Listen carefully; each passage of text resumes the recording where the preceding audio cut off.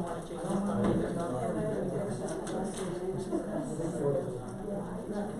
It will, it's got it. And just go online and just type in, iPhone XS, and there's this little video that shows you all the cool things with your phone.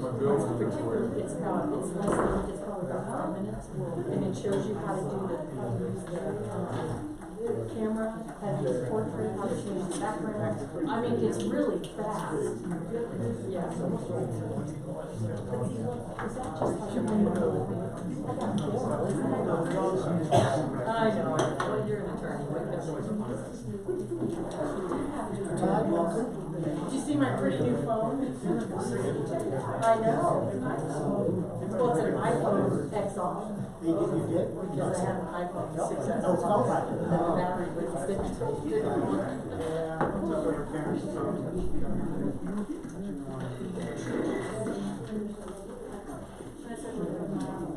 I mean, I always have the curate.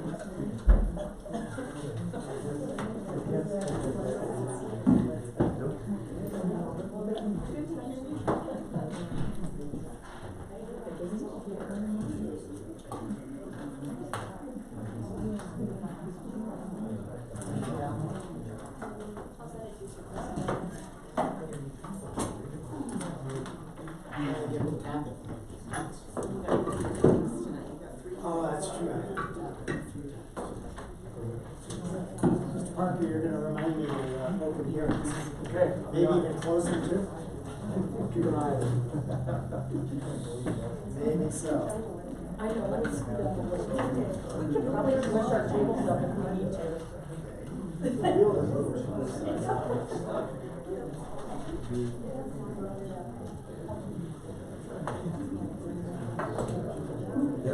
You're not turn off.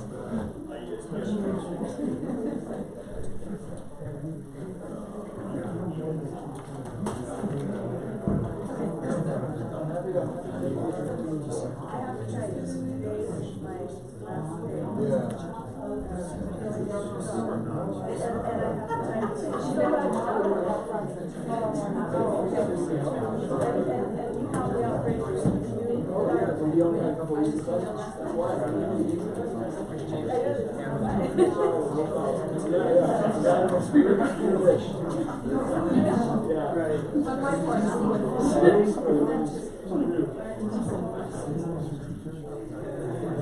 back to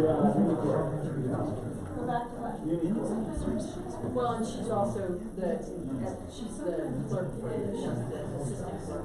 You always say clerk. When they moved her over, she kind of took on those responsibilities too. Yes. Yeah, so like today I started at 7:30. Did all the Supreme Court stuff? End of the year. We changed his mind. He said we got so much other stuff going on. You know, he and I worked together at Colorado Springs. Yeah, he was the environmental services department director. And then he went to the health department. He was in the El Paso County Health Department for years. Yeah. But probably not for sure. Well, I was trying to do it last month, and he just said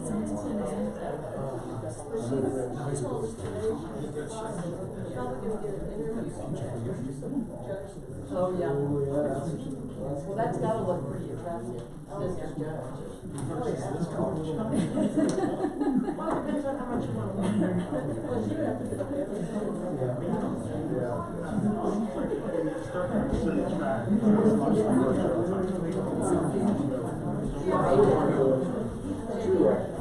I have a really good friend in I worked with the city attorney's office, the city of Colorado Springs. That's in his work. She was in the attorney. I did a report for her. She's the city hall. She knows all, so I gave her. So she may get all of it, but she's winding down. Okay, we will go ahead and we'll call the regular meeting of Manatee Springs City Council to order, June 18th, 2019. Before we start into our meeting, I did want to take a moment to recognize the passing of Charles Rocky. Some of you may know he passed away Sunday night. It's going to be a huge loss for the community.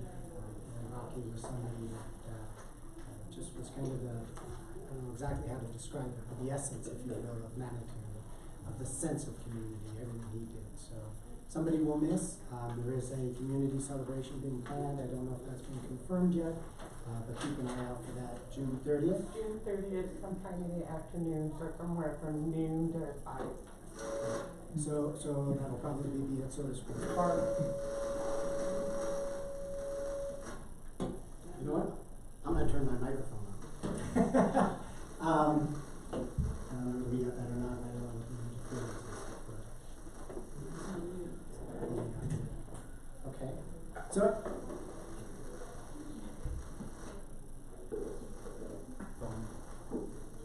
A phone? Is it your phone? Too close to it. Maybe. Okay. Any event, June 30th is the expected date, and so again, it's just a tough loss for the community. So just wanted to Pledge of Allegiance. Mr. Hodges, would you like to lead us in the Pledge of Allegiance? My pleasure. Mayor. I pledge allegiance to the flag of the United States of America and to the republic for which it stands, one nation, under God, indivisible, with liberty and justice for all. Roll call. Mayor Gray, Present. Mayor Pro Tem Corcoran, present. Councilman Smith, Present. Councilwoman Elder, here. Councilwoman Wolbert, Excuse? Councilman Todd, Present. Councilman Farrar. Here. Approval of the agenda. I would ask that council consider moving item F6, which is discussion regarding interim city administrator, to F3 and pushing everything beyond after that. So F3 would be F4, et cetera, et cetera. Council would be willing to consider that. We have a number of staff members. That was our intention, was to put it up there for somebody who didn't quite get there. So if and someone making a motion to approve the agenda, if you would consider that as well. So We have a motion, is there a second? Second. A motion and a second. Any further discussion? If not, please vote. Motion passes unanimously. Item 1. This will be a problem. Maybe it's.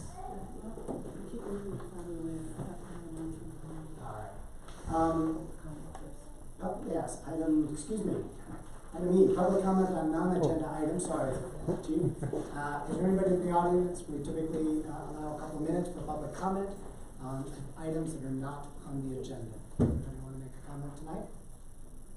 I do have one item that a constituent wanted entered into the permanent record. Okay.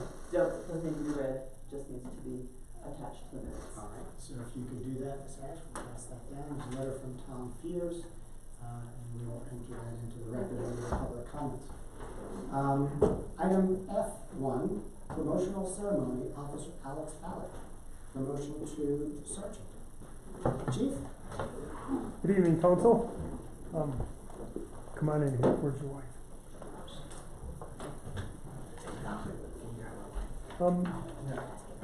This promotion actually occurred on paper prior to me assuming command, but the ceremony or the actual swearing in wasn't scheduled until today. But I just wanted to let everyone know that there's probably nothing a head of an organization likes more than to see their own people promote and move up within the organization and take on a greater leadership and responsibility. So to that end, I'm happy to be standing before you to see Alex Ballard promoted to the rank of sergeant. A little bit about Alex. He began his law enforcement career on March 2nd of 2015 when he was hired by the Manitou Springs Police Department. During his 4+ years with the department, he's been a field training officer for newly hired police officers and recently assumed the responsibility as the firearms instructor, ensuring that all the Manitou officers meet the necessary requirements to maintain their Colorado Post certification. He's attended several specialized schools, most notably the physically challenging basic SWAT school. Alex graduated from the Law Enforcement Academy in 2014 and is a few classes short of earning his associate's degree in criminal justice. He's married to his lovely and supportive wife, Carissa, and they have 2 daughters, Emma, who is 3, and Thea, who is 1 and on the move. He enjoys doing carpentry and spending time with his family in his spare time. In the short time I've been the chief here, I've come to know Alex as someone who is passionate about the job, resourceful, and always rising to the challenge.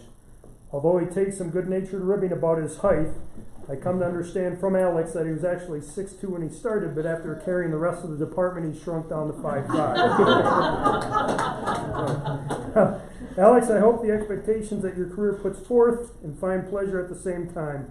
Honorable Mayor, City Council, I'm proud to present you Sergeant Alex Ballard.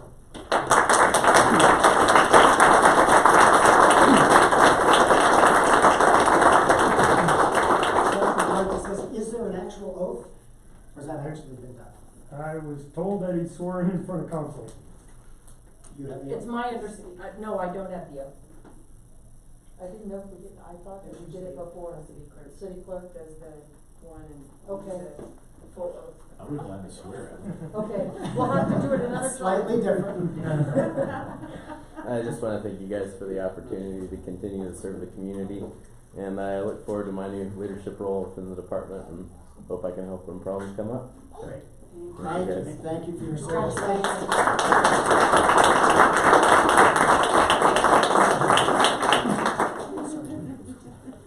And thank you to your family for sharing with us. We appreciate that. Thank you. Adorable. And to all the officers, members of the department, thank you for all that you do as well. Very much appreciated. So, apparently, maybe on a promotion, there's not a swearing, but if there is, we will make sure it's. We'll make sure it happens. Right. Okay. Thank you very much.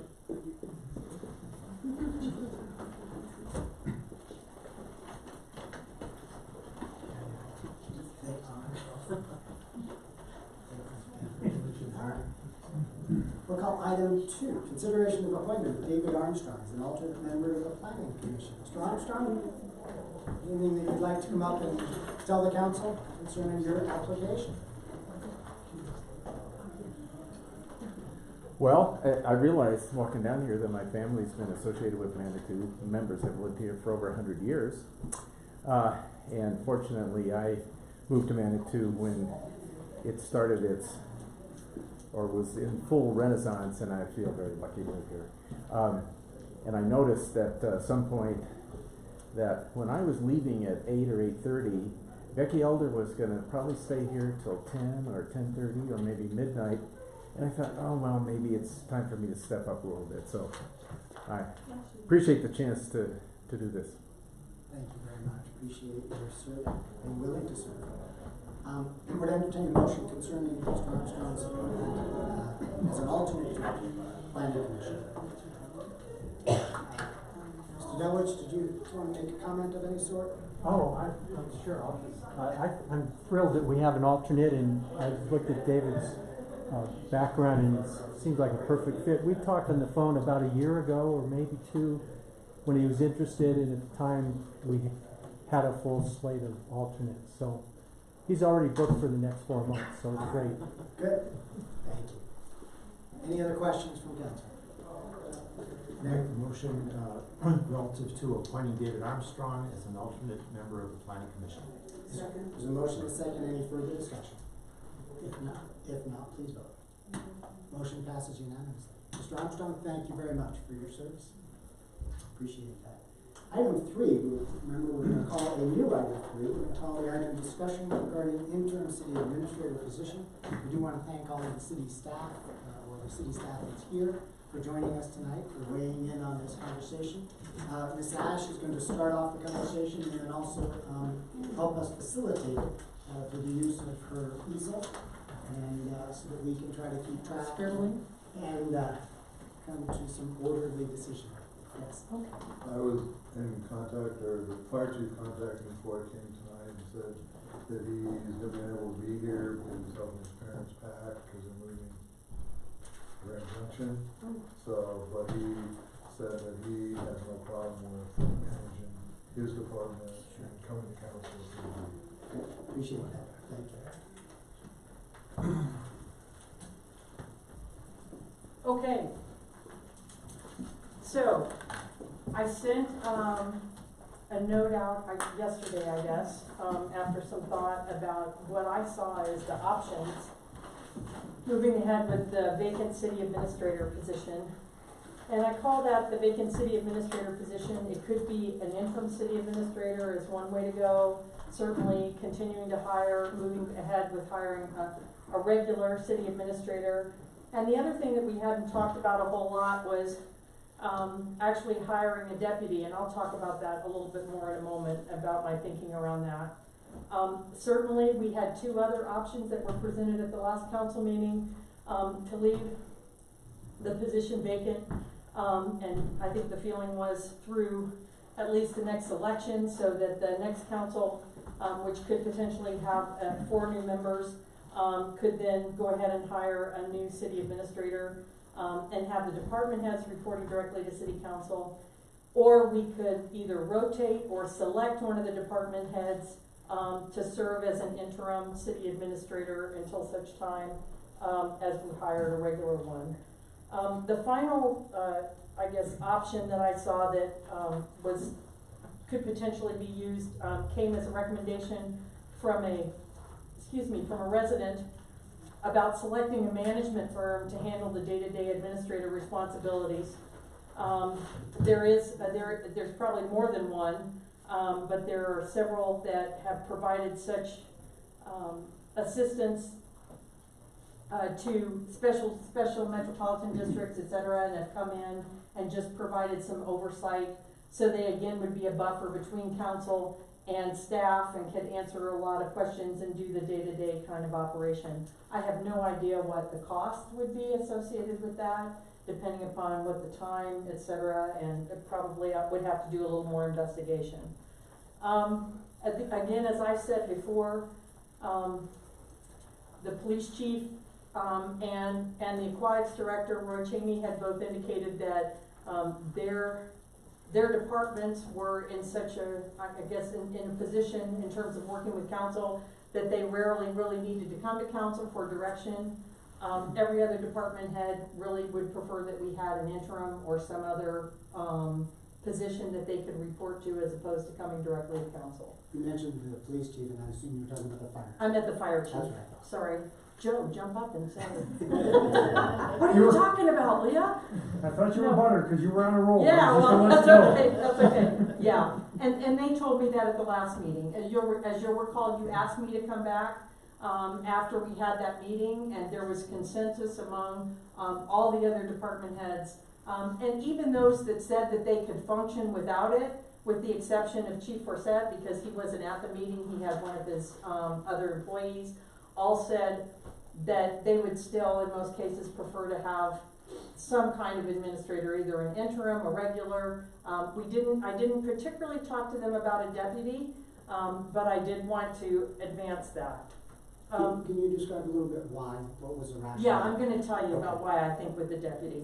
No, not the deputy, about what the staff suggested. Oh, what the staff, well, first of all, Jeff has weighed in on it as well, and I can have him talk a little bit about, because I asked some questions too from his experience with other cities in this. Number one is, I think, that they felt that, although most of their responsibilities on a regular basis are obviously focused within their departments to get their work done, to manage their employees, to set priorities, et cetera. Taking on that additional responsibility, especially individually, being responsible to the whole of council. I think one of the things that's important is we talked about a liaison, but really in order for this to work, they really have to come before all of you, 7 of you. I mean, in my mind, some of the contentious relationships that have developed over the last few months since I've been here have been based upon the fact that all of you haven't been involved in all things. So number one is that it would resolve that, but number two is that that's really what the way we do business requires, is that they're talking to all of you, not through a liaison. A liaison is really meant to be kind of a communication piece, not anybody who's directing. We're specifically told, when I meet with Nancy and Ken once a week and we go over the agenda, that's all we're doing. We're talking about the agenda and what items are going to be on the agenda. Nobody's directing me to do other things. And so having that kind of relationship, and every time they have something to come forward in a council meeting, that agenda is gonna change, because there's gonna be a whole other section that has individual council or individual department heads coming before you to talk about it. Number two is, from a rotating standpoint, at least, you know, I haven't spoken to every department head, but I haven't had a single one of them come to me and say they're interested in being a rotating city administrator at this point, and I've had several of them, 4, tell me they're totally not interested in doing that. So, so I guess that's at least that part of that equation, is I think that it's, I look at somebody like Becca, who's done it before, specifically, and I understand done an admirable job for the period between, our former city administrator's departure and Malcolm's arrival. She just got a new department report and assessment with a whole plethora of things that she needs to work on to get done, to get ready for budget, and to make the kind of changes that you all asked for the beginning of the year. And those would have to be put on hold and indefinitely.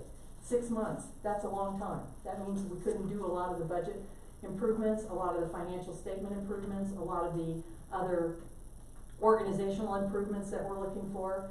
And I just don't think that's personally a viable option, although ultimately it's your decision. So, the reason that I thought I know that there's been a lot of reluctance to look at a deputy, particularly in light of the fact that, you know, you hire a deputy, then you hire a city administrator, and what if they don't, you know, click? I've never gotten a job where I have the choice of exactly who else is gonna report to me. I mean, you come into a situation and that's the group that you have. You're already gonna come in and you're gonna have all of our department heads, you're gonna have all of our employees. Certainly, the relationship between the deputy and the city administrator is an important one, but I think if we bring somebody in that's a deputy, that would provide, number one, it would provide some transition, so that when you do finally hire a city administrator, that person would still be here to help with whoever's going to be taking over that position. They'd provide some continuity and leadership. I've recommended at least one person that I'm aware of. Certainly we could go through a hiring process. I'm concerned about how quickly I could do that, since I won't be here. And that would limit it and probably would put it back in your laps in terms of trying to get it done. But I think there's a lot of advantage, and then of course the city administrator, even as the interim, I think I still I wouldn't do it without your approval, given that I only have a week left. I have the authority to hire that person according to the way that the system is set up currently. So, I think there's a lot of advantages to doing that. And like I said, I have somebody in mind, and there may be other people out there that we haven't even tapped into at the moment. So, and I sent you her resume, so you had a chance to take a look at that. And she's very interested, I did verify that today. So, those are my options. There may be others that I hadn't thought about.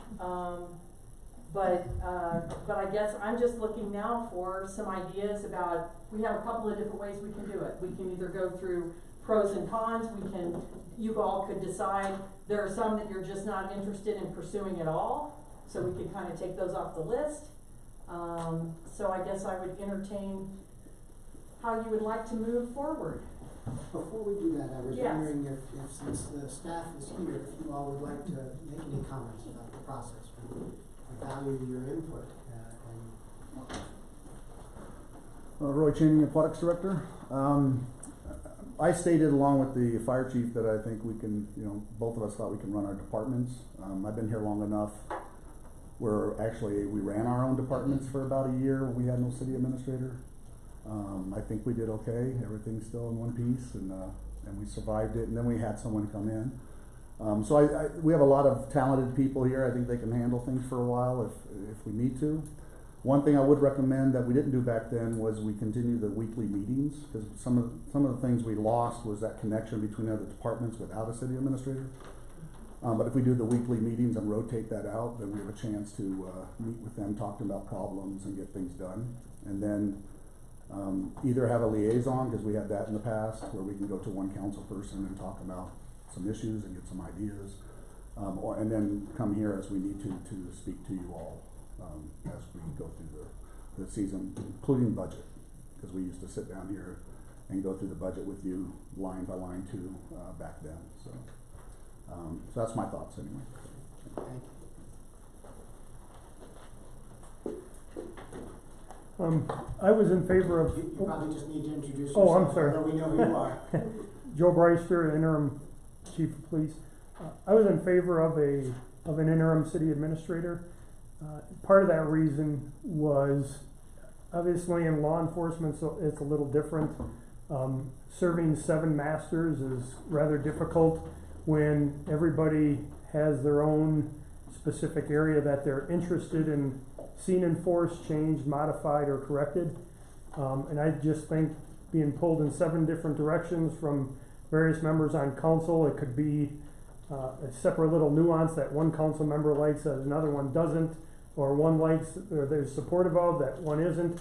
And I just think that the city administrator's that conduit between the police department and council. It's somebody who's readily available, it's somebody who is there, and somebody that can buffer that maybe disagreement or dissension on council to bring together a picture. But whether it be if one council member is in favor of putting all our resources towards the incline, or it's towards homelessness, or it's towards Manitou Avenue, or if it's towards the neighborhood policing efforts, it's just something that it would be hard to serve all 7 without a city administrator to run a continual, I don't want to say interference, but at least a dialogue between the police department and the council. And I think the short time I've been here, Leah has done well with that. I do agree with some conversations I've already had with you that there needs to be a better dialogue and a more consistent open dialogue between the police department and the council as to what I've previously seen or experienced. But trying to serve 7 masters in a law enforcement capacity, I don't think it'd be effective or prudent for us to do.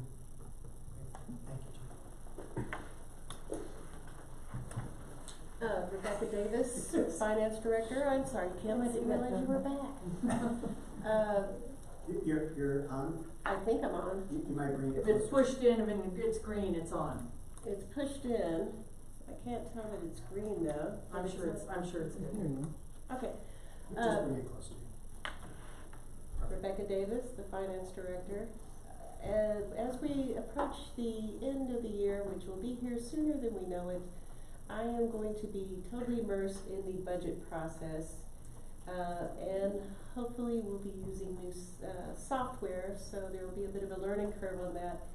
And the idea of trying to also be the conduit of city council to staff just seems like it wouldn't really be workable to do both my regular job and that job. And quite frankly, I thought Leah's suggestion of a deputy city administrator, which is something that hadn't really been contemplated seriously before, has merit.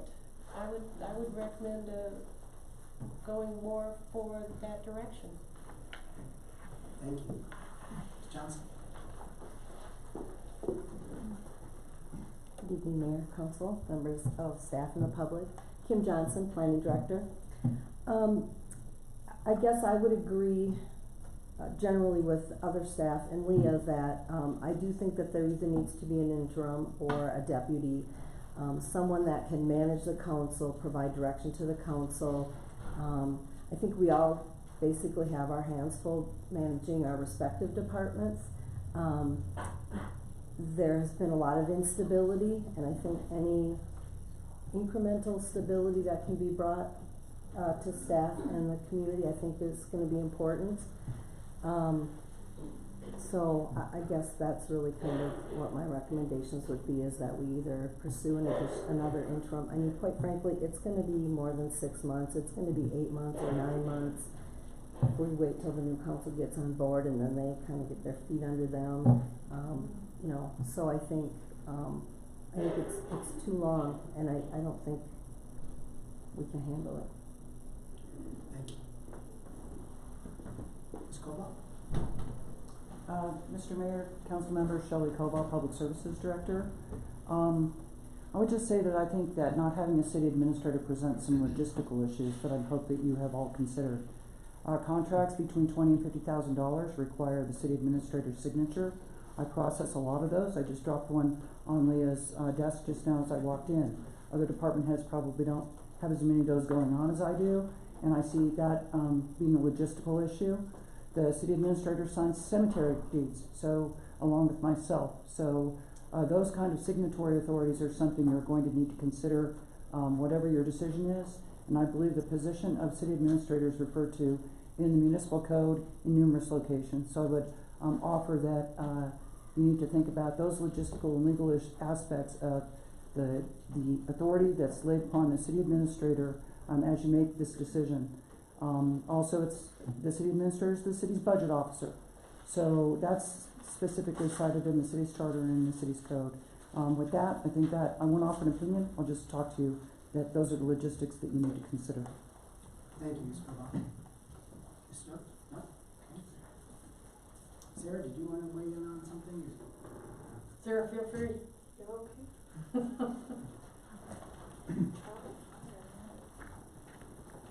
Has everybody met Sarah? I don't know. Yeah, Sarah, you'll have to introduce yourself. Yeah. Your belly. Sorry. Sarah Borkowski with CPS HR, providing the day-to-day HR support. From an HR perspective, not having a city administrator does present some issues. The city administrator is the hiring and firing authority for the city. We also talk about promotional aspects. Any type of monetary bonuses require the city administrator's approval. So having to deal with those logistics would present some issues. Also in there would be any type of employee disciplinary actions that need to be taken. Those are all run through the city administrator and legal. So having that position vacant does provide some HR, some issues. It would be problematic to make sure everything was compliant and we're not running into any potential legal or matters that could possibly come up from that. Thank you. Barker? Yeah, I think you've actually heard most of my concerns expressed, probably by Sarah and Shelley in particular. I think the biggest issue I've had with towns or cities, clients of ours that don't have a single point of contact, like a city administrator, town manager, et cetera, is decision making, and particularly with HR issues. It's very difficult to minimize liability when you're trying to do these issues with 7 different decision makers in a public forum. Having a single individual who can make these decisions, discuss issues in confidence out of the public forum, it really helps you limit your liability for HR issues. And then just, I think, the day-to-day, having an individual point of contact for just administrative matters. It's really hard for 7 busy elected officials to be handling day-to-day issues. I think it can lead to communication issues, which, and I think a lot of our legal issues that we deal with these days result from communication problems. So, I'm never a big fan of a municipality going without a city administrator or manager for an extended period of time at all. I think it creates liability for you. Anybody else? Anybody from council have questions for staff? Okay, so. Thank you. Yes, thank you. So I guess the first thing, is, just deciding if there's anything that we definitely don't wanna do, or anything that we definitely do want to do to be considered on the list as we kind of try to wheedle it down. I think that's a fancy word, but to try to narrow down the different options. So I'm sorry, do we wanna discuss maybe, the pros and cons of, Yeah. an option is, look for somebody, we can decide the title, or not look for somebody. Right. That summarizes it down to the essence of it, but that's really, I think, And what somebody's, are you looking for a city administrator or a deputy or both? And then I think we can figure that out, if we come to the decision of look for somebody, we can figure out what that somebody would look like and how we might go about finding and then what the title might be, but I think the threshold issue is, do we wanna look for somebody or not look for somebody? I think that's really the threshold issue, and perhaps we can, if the council would like to throw out some pros and cons, or some issues concerning that decision. Okay, so. Can if I may suggest? Too high Yeah, or not too sure. high? That is, I would suggest that we do a hybrid of what both Ken's spoken to and what Leah's spoken to, which is to see what all the options are. I think we listed basically 4 options. And then go to the pros and cons. What I'm concerned about is that we hash through hiring from the outside or not, okay. without having the higher level picture of what options are we gonna And speak to. okay, so the first thing I'll do is I'll put the options up here. Okay. And I'll number them, and then we can start putting pros and cons associated with the numbers. Right. I apologize for this interjection of a totally non-topic related item, but I need to ask a question. We did have a representative from CPSHR that was gonna be here for the handbook discussion. She ran into some problems with her vehicle, a rental vehicle that had a flat tire, and, she's asking whether or not she can get here by 7:30. So my question is whether or not we want her to try to come on in for tonight, or whether we should have our discussion, and then if we need to do a follow-up, have a representative, either Deanna or someone else besides Sarah here to talk about it. I apologize, but she's kind of waiting on me to give her an answer. So she's on her way down. She could be, yeah, here's what happened is, the rental company, instead of bringing her a new car, brought her a donut, and now she can't travel over 50 miles an hour on the donut on the car with the, so, my suggestion would be, don't come. But I don't know what your suggestion is, so you're the ones that need to hear it from her, so. What's your pleasure? Leave her alone. Yeah, don't come. Don't come? Don't come. Don't come? Don't come. Okay, I think there's a consensus that we will wish her well, and hopefully she will make it to a safe place, and we will follow up with her depending on what happens with that topic. Okay, got it. And again, I apologize. Okay, so, number 1. And again, if there's any others that, you wanna add, then we can do that too. So, it's, select interim city administrator. Number 2 is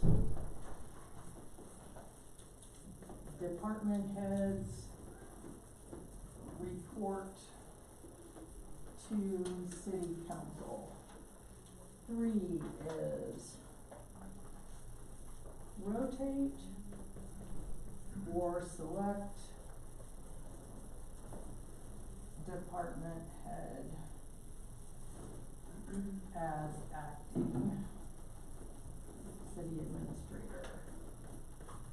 4,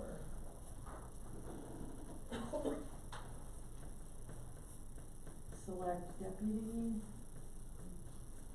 city administrator. Carry on.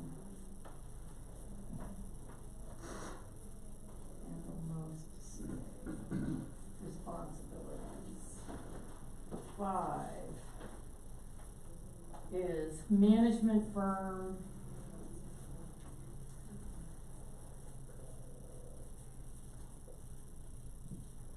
oversee day-to-day.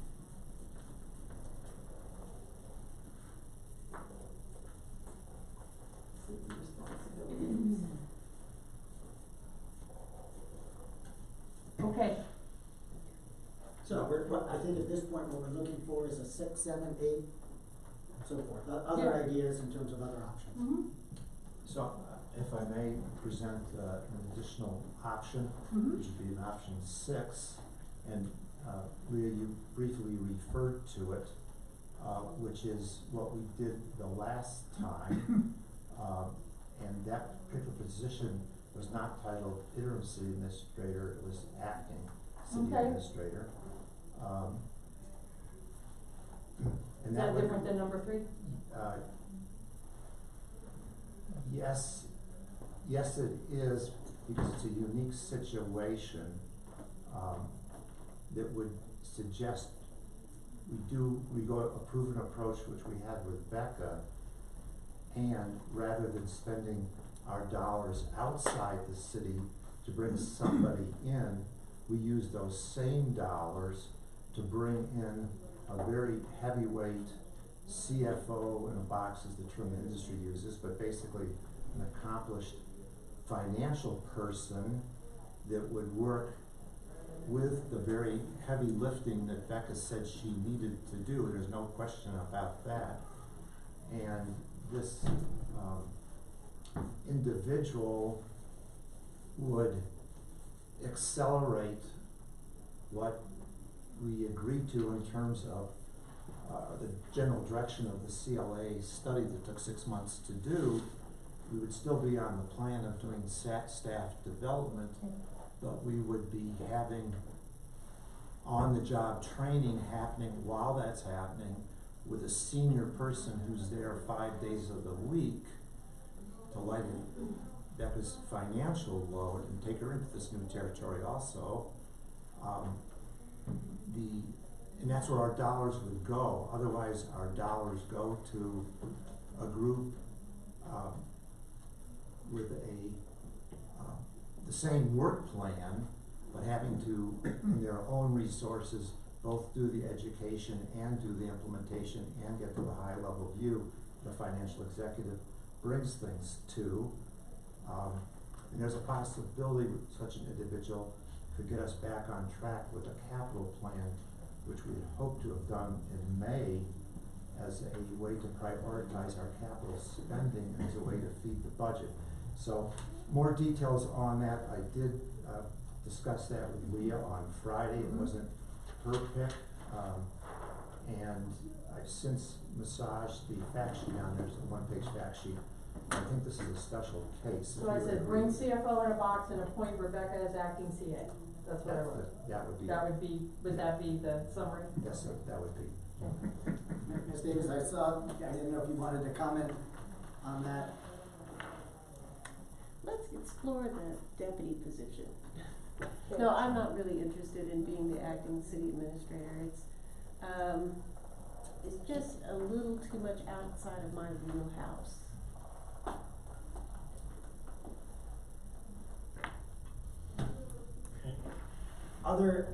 Is there a 7 or an 8?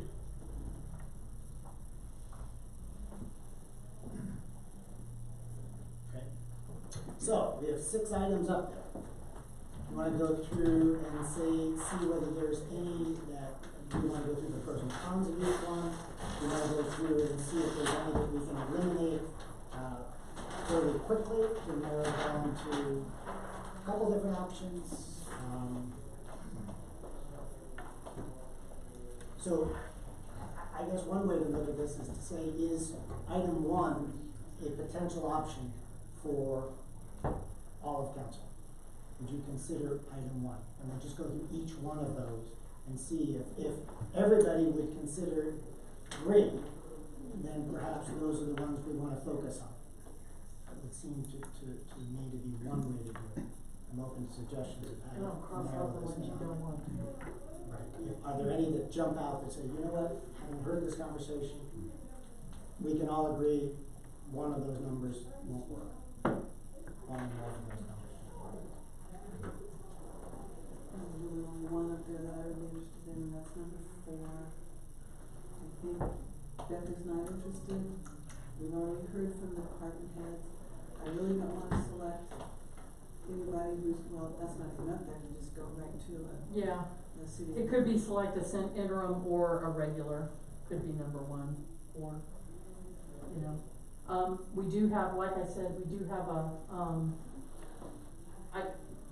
depending on how in-depth you wanna do this, there's somebody available right away that has, I think, Well, I saw this person you sent, yes, but she doesn't have the financial look at what background I she think you did. might need. She managed a $30 million budget. Well, I did, okay. Anyway, the reason I like number 4 is because that's somebody that can stay with us rather than somebody who goes out the door. Right, and that's what I hoped too. And hopefully it's something that the next council will not just come in and toss out. Well, I wouldn't think so, because the other advantage to a deputy is that although they would be acting Right. until you hire the regular one, once you hire someone, that person will be back as a deputy and not subject to the same, at least directly, not subject to the same, direct influence from council, I wouldn't think. So I think there's continuity in leadership for the staff, which I think would be very valuable. The person that I'm thinking about also has a history of taking good care of employees, which I think is also something that is very necessary, for the next person coming in, whether it's the CA or a deputy. I agree with Bob that we need to have a capital improvement program. We're just losing ground, and that's not sustainable. All we need is an episode, and we've got big problems. So do I understand correctly, and let's make sure we're all on the same page, at number 4, selecting a deputy city administrator, that we would appoint that person as an acting city administrator Well, to I cover mean- those things that by charter a city administrator needs to cover? Right. Okay. I mean, I don't think they necessarily have to be a full-blown city administrator, I think, but you're still gonna need somebody that's gonna work on putting your agenda together, that's gonna, work with the city clerk and get those kind of things done, that's going to sign those contracts, do some of the logistical things. Just that, I guess what I would consider to be the minimal things. I'm not sure that this person, given, depending on how much work we have, is necessarily gonna be the one that's gonna carry forward all the initiatives and all that sort of thing. I think it would be more helpful to have a city administrator who would do that. But it's not impossible, depending on what the issues are. Mr. Mayor? Yes. You suggested a process of eliminating off the list what we just did not see as a starter. Right. I thought that was a good way to start out, and I think it's great we're having this moving conversation, fleshing out each of them, but I'd like to see us eliminate some, because I think there's perhaps 2 we can eliminate. Do you have a recommendation? Yes. What would you suggest? I would eliminate the management firm unless they were to come in here with a brief that would be very, I'll use the term, there's organizations that specialize in 90-day parachute in with multiple people and quickly scramble to elevate the organization, both from the standpoint of operations, finances, etc. And they basically do a stem to stern work. In the private industry, those are called turnaround firms. In the government industry, I'm not sure what their titles, but they do exist. But that's a very, very expensive thing to do, extremely expensive. And while we have our challenges, I don't think they're at that level. Those types of holistic firms, and Jeff, you probably know about this also, really come into cities that are teetering on bankruptcy and things like this. But to just take a firm that's providing in essence, an interim city administrator as a 1099 placement, as somebody who's part of the family, I think we can do just as well as Leah has started to promote by just directly hiring that person without another firm in the middle. Okay, so there's a proposal to eliminate item 5 from the list, okay? I can agree with that. It depends on what ends up being left on the list. Okay, No, quite honestly, I'm more interested in what people want rather than what people, Don't want. yeah, so. Okay. okay, that's a good point. And I think, actually, I misspoke a little bit about this one. Number 5 kind of combines a little bit with some kind of interim. It could still be an appointed person with department heads or some other person, you know, but it was really to have that firm, I think the example that was given, so I misspoke, was really with some kind of acting city administrator and the firm.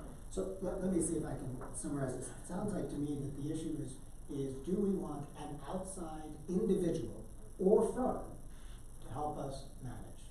I think that's the question. And can we eliminate at this point whether we would do it with just an internal person? I think that narrows it down a little bit. In which case the management firm might stay on, depending on, but might come off. But we'd at least see whether we are eliminating items 2 and 3.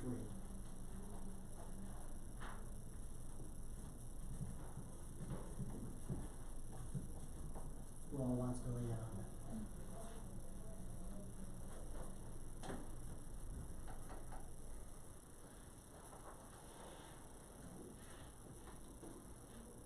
Nobody wants to weigh in on it?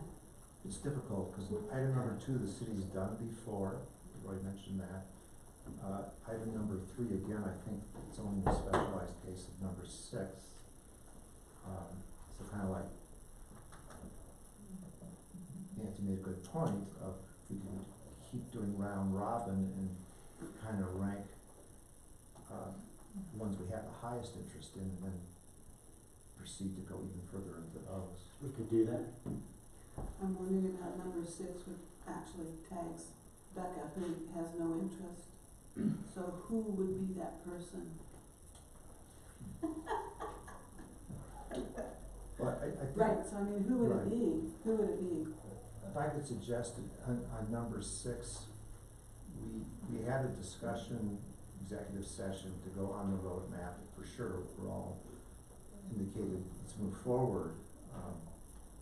And I know that was announced to the department and so forth and so on, as to what that plan would be, using all existing resources and upgrade skills and in parallel to the process. What we didn't have a chance to discuss, but we identified as a vulnerability, was whether or not we could do that with the resources we have, including CPS-HR that does not have experience in finance.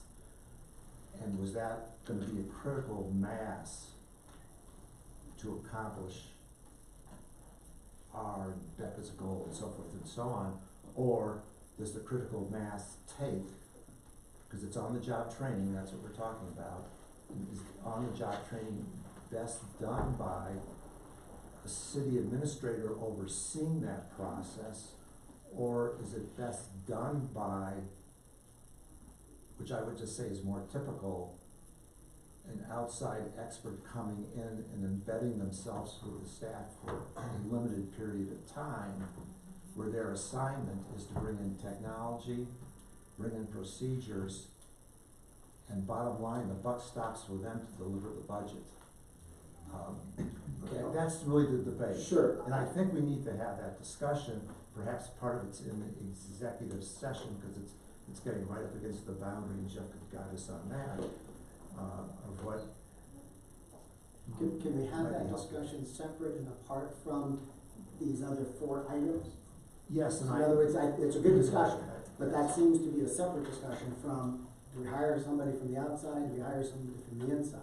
2 different issues to how do we manage the CLA recommendations? Yes, and I think I've said enough, and Jeff's guidance would be important to continue the discussion, as well as Becca's, if she's. So we're trying to narrow this down. Ms. Davis has indicated that she does not have an interest, I don't want to put words in your mouth, does not have an interest in becoming an interim or acting city administrator.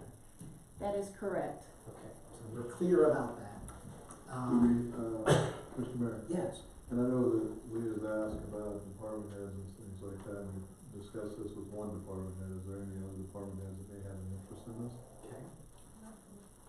I mean, if it was an acting acting position just to get us by until we start dialing into getting somebody, you know, actually hired. So, I mean, it was thrown out here from one individual, I'd like to hear if anybody else Okay, either does or doesn't, and then we can move on. okay. Ms. Ash, do you know? I had one department head, not recently, but some time ago, express an interest in the city administrator position, not necessarily acting or interim. Okay, If that city administrator, if that department head wants to share that interest, if it still exists, then that would be fine. I'm not gonna put that person on the spot. of the department heads that are here. And it's not Miss Cask, she's not here. So I did put in some interest in that at one point. However, I would have to, you know, really think about it because the job is temporary. And even when I look over the last 13 years, it's about a 3 to 5 year job where I have something more stable. So it makes it a little nervous to go into that type of business and that changing it. But I did have interest, and I do think I could do a good job, but I just don't know if that's my lifestyle to move around every 3 to 5 years, because that's what it looks like, maybe, and not just here, but other cities as well. So is that a definite maybe? I think I wasn't quite clear. I guess a maybe. I guess I would think about it, but it depends on what it means, I suppose. Fair enough? Okay, Sure. Thank Could you. you take a follow-up question, Ron? Yes. When you say that, this could be an opportunity for you to take the role we were discussing for Rebecca on an acting basis, and then you would have a good sense as to what that's about, no harm, no foul, and return to the pool management. When the permanent comes in, do a little bit of a transition. That would allow you to test it, and I know your challenge will be because you just love what you do and you do it well. But that gives you an opportunity to mentor somebody on your staff, perhaps, to take that role and give them a chance to spread their wings a little bit too. And that requires more thought than on the spot, for sure. It's a big decision. I do care about the city, and I do have some experience in some areas, but also weaknesses in others. But you only learn by doing and going after things, so that's kind of how I ran my life so far, and taking chances. So I would have to think about it if it's something that you all feel I could do the job for, even if it was temporary, to see how it goes and help out in the meantime. I would definitely consider it. So one suggestion, if we're going to talk with either Mr. Cheney or somebody else, that we schedule that for next week and have a conversation. And it's a little hard I'm not all that familiar with your background, but obviously we would want to become familiar with your background and have a conversation and see if it would work for you and see if it would work for us. But hopefully we would do that sooner than later. Sure, I know there's a need to have someone there, and even though I said I can do my, manage my own department, it doesn't mean that I don't think about the other departments that have a different situation than I have, or the fire chief, for example. So they have some difficulties that require more help sometimes than what I would at the pool. So. Do you have someone who could step in and manage that operation? I do. I actually have a pretty strong group right now, by chance. Tiana's really strong, and Whitney's come back from a few years, worked for me years ago. So we actually have some very talented young ladies down there right now. But yeah, I guess I would like to think about it, and definitely if you want to talk to me more about what that means, I guess I would be willing to do that. I would like to hear more from you. I would hope you would think about it, and I'd like to hear more, because just as the chief made mention earlier, it's always nice to try to, when you can, if you can promote from within. And if there's any availability that the person's qualified or really has an interest, so I'd like to hear more, so. I thank you. Mr. Mayor? Yes. As long as we're on this, on the spot, it almost feels like Shark Tank or something, but as long as we're on the spot identifying individuals to invite to consider it, a slightly different position I did discuss with Leah on Friday was the possibility of the nerve center of the, city administrator's office. 3 city administrators in a row, Jason Wells, Malcolm, Leah, have all acknowledged Alicia as being kind of the nerve center, and what could be a possibility would be that nerve center takes on a role of city administrator manager, not, you know, at the higher level, but does all those things that involve communications, handling hot issues, etc. And of course, Alicia, we couldn't add that to your plate without your giving up how you share your job with public services. Public services today is, I believe, just 2 headcount under, which are temporary summer hires. So perhaps Let me correct you for 1 second. Yeah. Public services is no longer under my purview. Oh, I didn't know that. They do have a separate administrative assistant, Diane Goodbow, who's 100% taken on now. that about a year ago.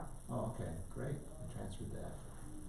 Then I know you're involved in some of the event stuff and some of the stuff with Megan, I believe, while she's on maternity leave, and who knows how much of that she may want to pick up at home or whatnot, 'cause that's could be more of a job. Again, this is more on the spot for you because Roy's already kind of considered maybe he might do something else previously. You may not have, so perhaps you might want to consider that. And if you were to consider that, that might give us some space, some wiggle room. Certainly after June 27th, that might help us because that's 10 days away. As to what's going to happen in that 10-day period. Just a thought. Just thought that, not Jen's fine. And Leah and I talked about that briefly. And I've talked with Alicia about it. Oh, good, good, I thought it might come up, so I good. And you're briefed gonna her. let us know whether that's something we should consider or not. Well, I think I would leave that to Alicia.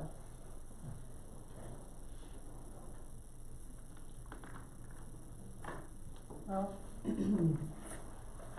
first of all, thank you for your confidence in my ability to be able to step up in the role. I am more than willing to step up into a managerial level, but definitely not at a top level. I can help anybody that's in that role. I have no problem doing that. I love to help people. But it would be something I would have to think about and see what kind of expectations you expect from that position. I think the expectations is you will be acting in the role of city administrator. Yeah. Somebody has to act in that role from time to time. That's my understanding of what we would need. Look, Ken, just to follow that thread, our expectation for this meeting was that, and I understand there's not been enough time to do this, but the thought was Leah would list out what her responsibilities are, and then the question becomes, how many of those responsibilities can, within the expectations of council, how many of those responsibilities would you feel comfortable stepping up to? then we're left with This, as you point out, the senior aspects of that role, hence your title would be acting manager as opposed to city administrator. Ken, that's what I interjected. But we don't have a manager position, so we couldn't have an acting manager if we don't have a manager position right now. We could create a manager position. Correct, that's what's being suggested. Nice. All right. To take the administration burden off the city administrator, because there is a high level of, I would only know this from experience of working closely with City Administrator Wells, there's a high volume of, I'll just say emails for starters that have to be rooted and handled. And I know, Alicia, you help out, you increasingly help out with that, Jason. Yeah, she does. Yeah. So it's that type of thing. All right. But even if I were to step into some sort of managerial role or position such as that, I still believe there needs to be a figurehead of a city administrator, whether it's a firm, an intern, acting, or whatnot. Could be Roy. Mayor Pro Tem, you've been Yes. wanting to comment. Yeah, I am very interested in this because I have some strong opinions on it. I think the city has been through a great deal of turmoil over the past 2 years. Many unexpected things have happened. I think my impression has been that all of council has been very pleased and in fact impressed with the performance of both Malcolm and Leah. I have seen them come in and be very, I think that they maintain their objectivity very, very well, and manage very, very challenging issues that our city has faced. I've also seen all the department heads, in my opinion, again, I've only been on council about 1.5 years, but I've seen the department heads really stepping up, and I've seen enhancements to programs. I've seen a lot more integration. It seems that the silos have come down that I think as a new council member I saw when I came in, and I attribute a lot of that advancements to having a very good interim city administrator. I've also seen the turmoil over the past couple of months that I think council has caused with this search for a city administrator. I think it's been painful for all of us. I think we all want to get past that. All that being said, I personally think it's important to have an outsider come in. So I could live with a lot of things, obviously, because I do believe with the majority rules. But to me, the options that I would most appreciate are either selecting an interim city administrator, number one, from an outside entity, or I could go along with selecting a deputy CA and appointing them as the interim CA. I'm not looking to decrease our staff in any way, and I think by taking any department chair out at this point just doesn't make any sense. And again, I read the city administrator report every week, and as that has been fleshed out over the past year, it's become apparent just how much you guys are doing and how much we expect of you. So I think for stability and for to get past this disruption, particularly that has happened, and I think caused a chasm between council and staff and the community with what's happened over the past couple of months in trying to find a city administrator. I do think it would be healthier for a community to have someone come in at this point and serve as in that role, as either as an interim or as an outside deputy appointed CA. Might I make a Acting suggestion? CA. Or both. We haven't heard from everybody yet, but as Mayor Pro Tem was mentioning, why don't I give everybody 2 votes? And then we'll see where we end up, at least in terms of, and this is for things, not against things. So I heard yours, Becky. I heard the one about a deputy. Vote for it twice. Well, you get 2 votes. You can do whatever you want, actually. Okay, good. Is that what you'd like to do? I'm not sure. Okay. But Nancy, what I heard from you is this one and this one. Correct. 1 and 4. Okay. Bob, is there anything you'd like to change on number 6? If depending upon Ms. Davis and what she wants to do there, is there a modification? Well, what I'd like to suggest, and it's fantastic, that was given this serious consideration. Roy's given it the next most serious consideration, and Alicia is kind of on the quick draw in terms of thought. And so I would like to kind of leave this with these individuals, if we don't come to a decision tonight, to digest this further. There's probably not much more to contribute at this moment, while we go through this. So I would just So suggest. you said number 3 then, you'd say Yeah. that would be rotator selected department head as acting CA. Yeah, and I Okay. think that in general provides the possibility during this period for 1 or 2 employees to temporarily stretch, do something different, and then be able to elastically go back once we have the permanent thing fixed. So I would like to see that, if we can have that opportunity, that'd be just fantastic. Okay. Uh, What about, were there any other ones? Numbers? I believe the deputy CA role, before we're totally voted, I think we should, because we not really have had a discussion about any cons associated with that, just a light discussion. Okay. And I'd like to lead that for a moment, if I may, just Sure. a con. Mm-hmm. And it's something that I have reason to give a lot of thought to, because we've kind of been through this one before, and what I observed when really looking closely at the city administrator role is, and we started this process under City Administrator Wells, who was authorized to hire a deputy, and we went through a debate about how should that be structured. I think we kind of learned through our having such a person, only lasted a short period of time, it's important that that be a meaty role, that it has some line management responsibilities in it, not just, you know, a second in command, but perhaps part of the workforce with 80 people. That might make sense. I think the other consideration with the deputy is what functional skills do they have, and do they complement who is the city administrator, so while the deputy is there, they can pick up the skills they don't have by watching their boss, and then become a logical interim or even a replacement, a succession plan.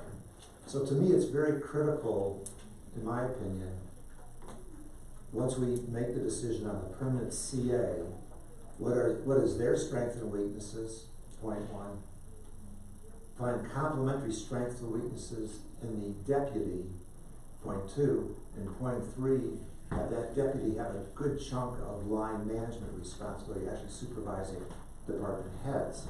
So I find it very problematical to select that person today unless they're understood to be the interim deputy CA, and they do understand that their appointment is subject to confirmation once we have CA. That's what I would like to see there now. And under that scenario, I'm all for doing that, but if it's a hire with an indefinite period, i.e. a permanent, again, at will, things can change, I would be opposed to that. So, as I see it, if we hire someone now and we give them the title of deputy city administrator, that person really needs to have the title of interim or acting city administrator, and that would be their function. Wouldn't be a question of defining what their deputy function is. As long as we don't have a city administrator, they're gonna presumably function as that role, which encompasses all of the above. I don't think you got through that, yeah. That would be my guess. Councilman Todd mentioned about that we were going to have you describe your role a little bit, and I don't know if you want to talk a little bit about that. Well, I hadn't prepared all of it, but I have a lot of things that, you know, that were on my original, job duties and responsibilities. You know, when I first started, we had the CPS HR, we had the interim contract, and then we went through an RFP and we hired them as a regular, ongoing, relationship to provide HR responsibilities. We finished, I also worked on the Clifton Larson and Allen Finance Department assessment, worked pretty closely with them, fine tuning their report, getting that finished, working on now a project schedule to actually get the recommendations set forward. We met on a fairly regular basis. On a daily basis, I deal with personnel issues, I deal with contract issues, I read a lot of emails, I respond to a lot of citizens. I try to prepare plans. I've been working hard to try to develop reward and recognition programs, some of which I've developed myself, some of which I've fine-tuned based upon some work that Malcolm started. And so I review all the requests that I get from department heads and others to recognize employees with Manitou money or some money that's been set aside for bonuses. Frankly, that takes some time because I write personal letters to every person about that. I think that's needed. Let's see.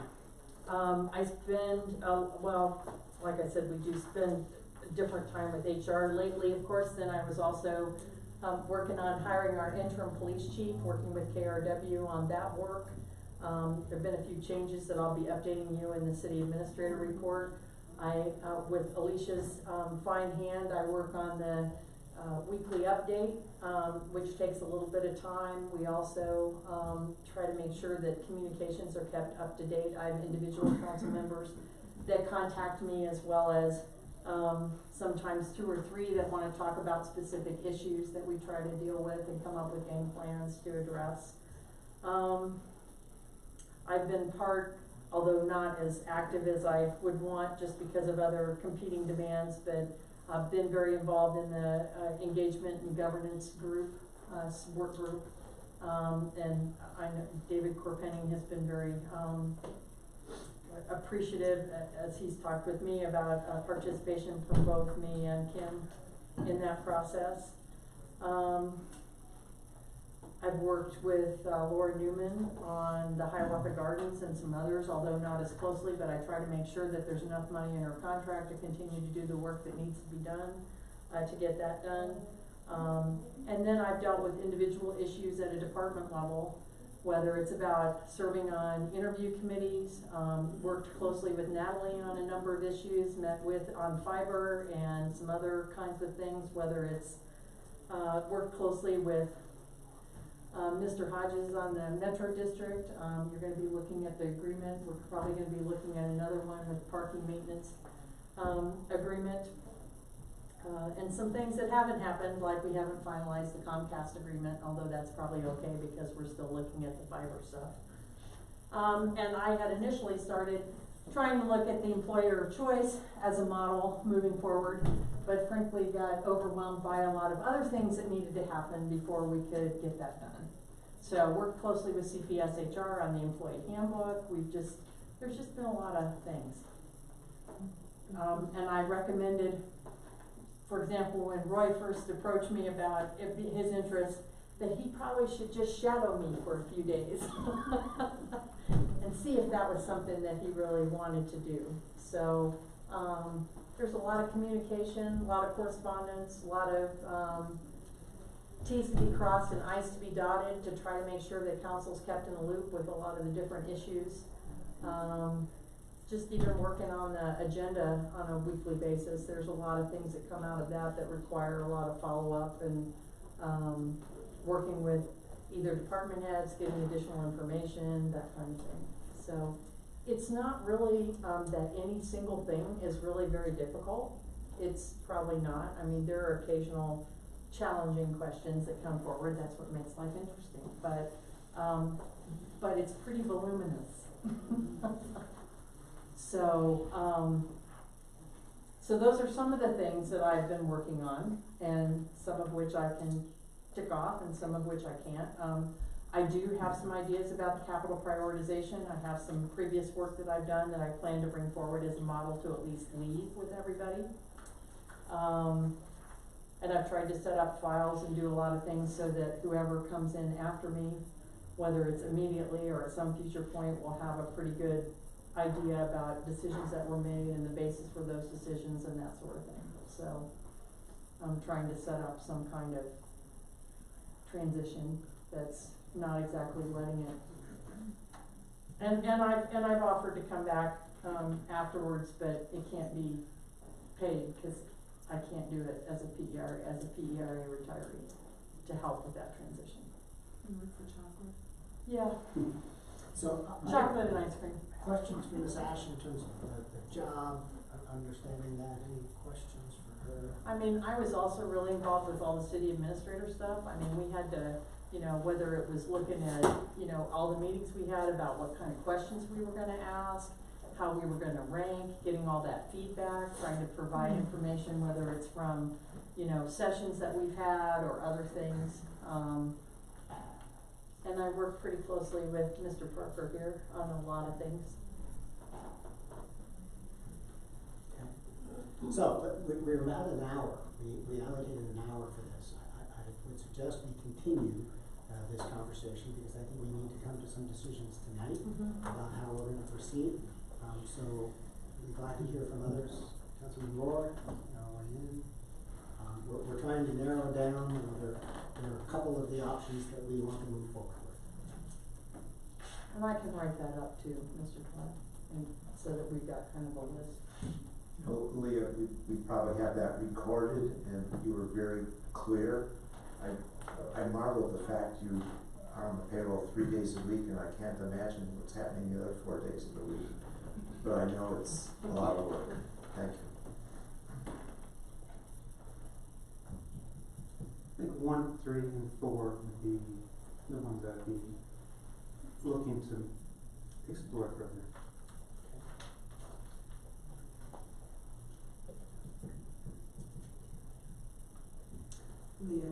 Number 4, as you mentioned, you don't have. Right, I think I had you for that one. I think I put you that one. Me? Yeah, I think I Or is put you that down. Nancy? Yeah, cause Nancy only had 2. Yeah, I had 1 and 4. Becky wanted both of hers for 4. No, I didn't, I just asked her. No, she only went 1 Oh, for, but I didn't get your sorry. second one. Sorry, I thought. So who So else wait, is on well, no, 4? then it must be, cause put yeah. me up there. And I think I would like to go with 3 and 4 because I'd like to give Roy a chance or anyone within the city because, you know, the city is a village, it's not really a metro area, it's a village. And I'd Okay, like so to- far, let me make sure. Can I got- clarify number 3, please? Yes. So what Councilwoman Elder just said, I think, as I understand it, could easily fit under 1 or 4. In other words, anybody, internal or external, could apply to be interim, could apply to be the deputy.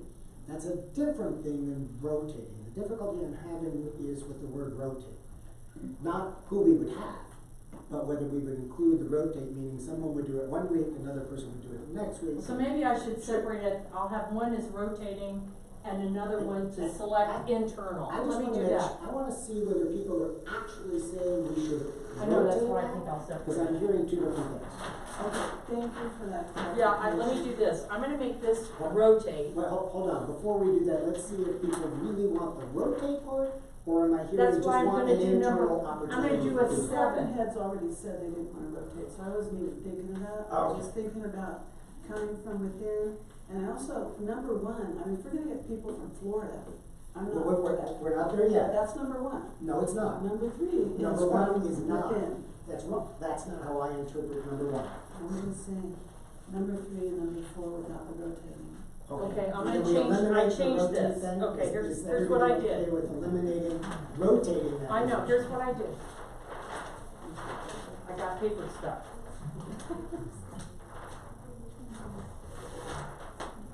Okay, so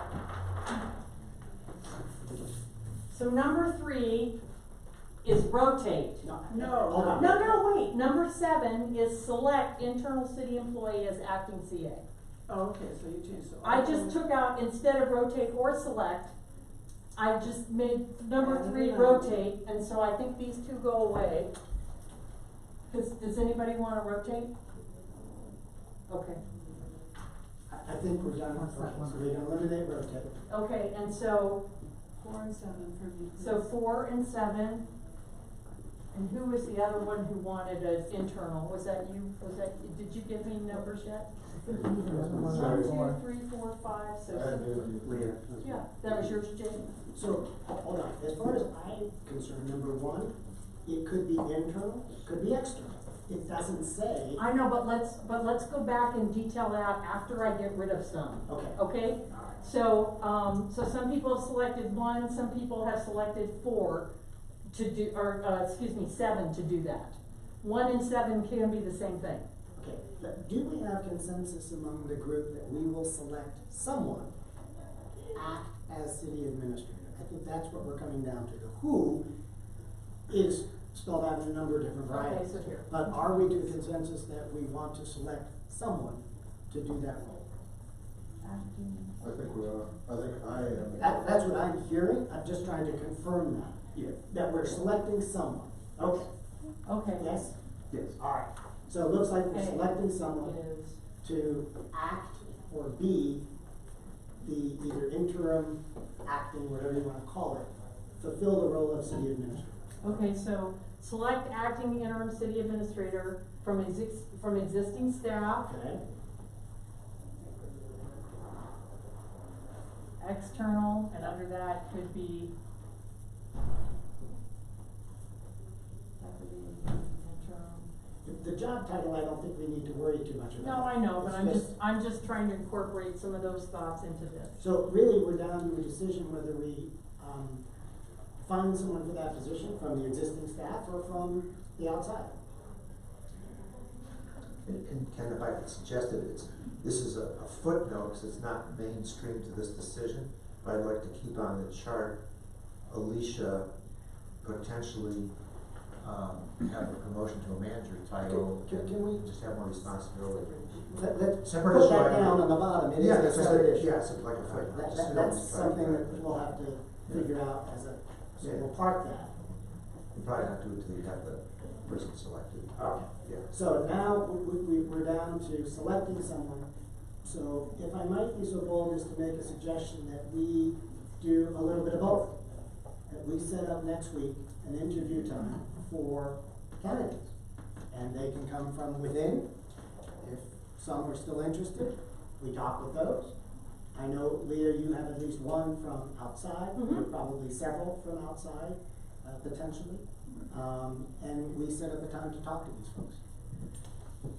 That would seem to be the next step, unless I'm missing something. It would be an exploratory interview, it wouldn't be an open interview, just kind of exploratory discussion, Well, informal I discussion. would say it would be an interview, and from that, we would perhaps make a decision. Well, so what I'm thinking, you're suggesting is we ask them all the same questions like we've done in our traditional process. I guess I'd like to have it be more like a meet and greet, like we've always done at the start of our candidate search. We could do that too. Which would be informal, and they would get a feel for who we are, we get a feel for who they are, then they would come back with who wants to, have the formal interview, and then similar, same questions. My suggestion is we try to do it at the same night. Leah Ash leaves next Thursday.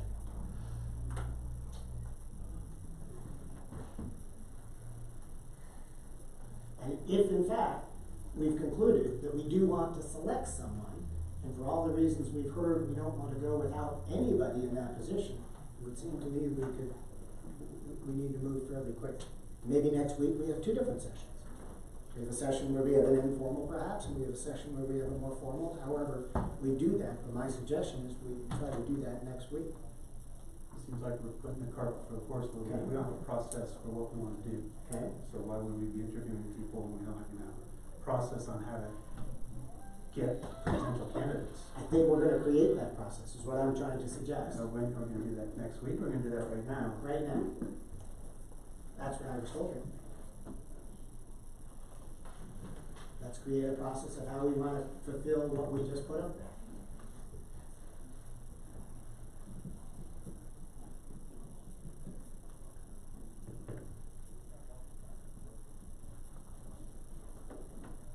Only because I saw the process, bits and pieces of it from a distance when I was away for 27 days. One of the things I redacted was there was concern about process, and I think Jake's point about having it laid out is good, which may take a little more time, but then only the people who are in this room would know how we got to the, I'll just use the word shortcut for a moment.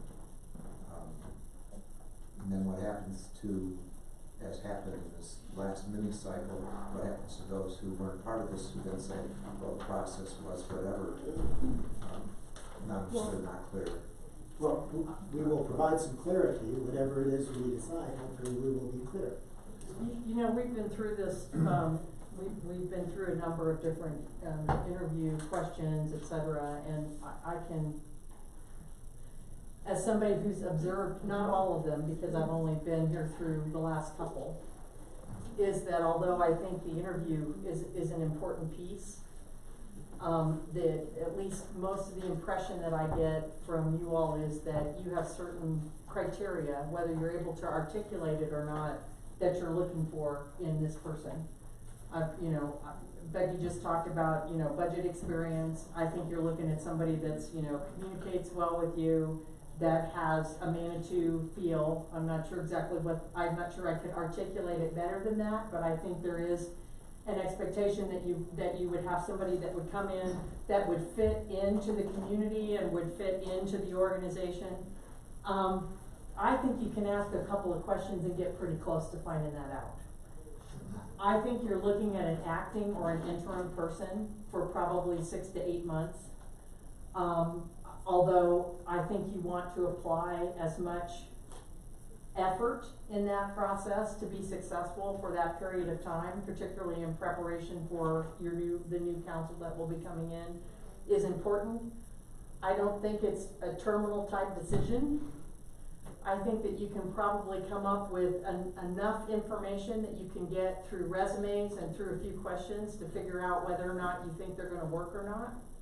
And then I think you have a lot of room then to measure that over whatever period of time you have over the next few months. So I would be, I guess, when I look at what's going to happen when you have that gap, compared to I don't have all the information to make that decision, I definitely say err on the side of the latter, not the former.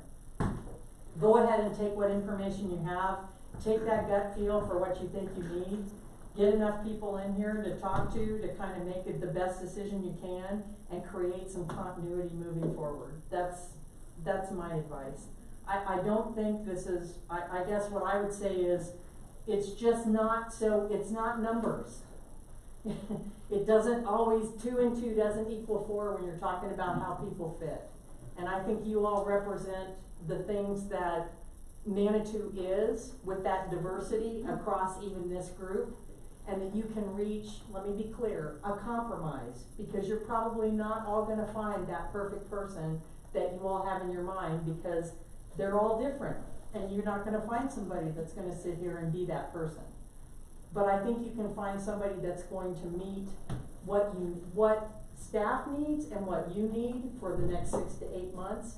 If you ask just a few questions, maybe you have a chance to talk and just visit with them a little bit. Your first choice may not be the one that's everyone else's first choice, but I still think you can find somebody that will adequately do the job and get you through until you have time to actually put it all into hiring whoever your regular city administrator will be. So I don't want you to put, I want you to put pressure on yourself to the extent that we move and we do something, but I don't want you to put pressure on yourself in that the person has to be perfect. They probably won't be. I'm not, and I doubt Malcolm was, and I know that in the past others haven't been, but I think if you have somebody that has the right attitude, that wants to come in here and deliver a service to you, the community, and our employees, that's what you want. And they'll learn the rest. They will learn the rest. And I can tell you from my short tenure here, my 5 months, staff, they're amazing. I can't even begin to tell you how helpful they've been to me. They go out of their way to make sure that I'm successful. They keep me up to date. They point out things that I need to be aware of. They point out my mistakes. Thank you very much. I appreciate that. So that's who you need. They don't have to be perfect, but you need somebody that's gonna have a finger in the dike, because it's just not gonna work in my mind with a bunch of really elaborate things to try to keep it together. You need somebody in here who cares, who's gonna work really hard to do a good job for you, that's gonna listen to staff for the next 6 to 8 months, and if you have that, you will have success. I guarantee it. So I think You're welcome. where we're down to is how do we figure out, as Councilman Moore said, what's the process that we use to figure out who it is we want to talk with? Okay, I think that's where we are at the moment. It sounds like we have at least potentially 2, if not 3 potential people to talk with. And those would be Mr. Cheney and Ms. Sickles and Ms. Howell. and talk just a moment about Ms. Sickles. Ms. Sickles, well, she was interested in the interim. She is, I think, still interested in, Manitou as an interim. She comes from a little community outside of Grand Junction. She has city administrator experience, and prior to that, then she was a city administrator at Uray, so she does have that experience. She really loves mountain communities, and she's real interested in relocating and becoming part of Manitou. So, you have her resumes from before. I mean, I can make it available again if you don't have it. I don't know about her availability. I can certainly check on that, tomorrow and see what we could do about next week. And I've already checked with Ms. Howell, and she would be available next week to talk. And Mr. Cheney, I'm sure, will make himself available next week. Yes. So the question whether those are 3 people we'd like to, are there others? Is there some other process that we should use to come up with that list? And I will tell you this, given the time frame, that I think, although this is an important decision, I don't want to minimize it. I think it's important because you've got a gap, or potentially a gap. This is not the same process that you need to go through when you're hiring the person who's going to be here after the next election, and probably not until February, given that you're going to be sitting a new council and they're going to have to come up with their process to hire somebody, and then you're going to have to go through whatever you do, CPS, HR, or whatever it happens to be. So, I don't think it's important, I don't think it's as important to be so all-inclusive with whoever's out there that you miss the boat, so to speak. I think if you find somebody that does all those things that I told you, which I think is out there, that you will be okay.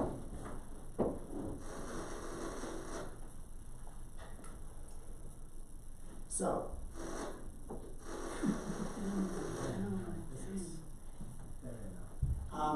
okay, so what else we need to probably come to some conclusion about how we want to proceed next week. We have several options. Are there other options? So do we want to include external candidates and internal candidates in a single group or separate groups? I'm not sure I understand the question. When you say single group, what do You have been proposing that all candidates are in a single group of candidates. Yes. Or do we want separate groups? For purposes of separate interviews, for purposes of separate consideration, I'm not sure I understand the distinctions. We would talk with them. Sure. So perhaps some of us would rather go with an internal candidate first. Let's get that out of the way. Okay. And if that's not going to work, then move on to whatever our process might be for an external. If it's an external, how many candidates do we want to sit through to get to a group of finalists? Or do we even care to do that? We just have 30 people show up for interviews. What are we going to be doing? And I just don't see this happening next week. Could. So we could. So we're going to come up with our questions. Yeah. And then are we going to do a deputy? If we do a deputy, we're hiring for a deputy who will just happen to also be an acting city administrator, but we need to hire for a deputy position, not hire for an acting city administrator position, then they go to a deputy. And so I wouldn't want to lump those people who want to be a deputy into this group of people who are only interested in an interim position at all. It's a totally different type of interview and a totally different type of person we'd be looking for.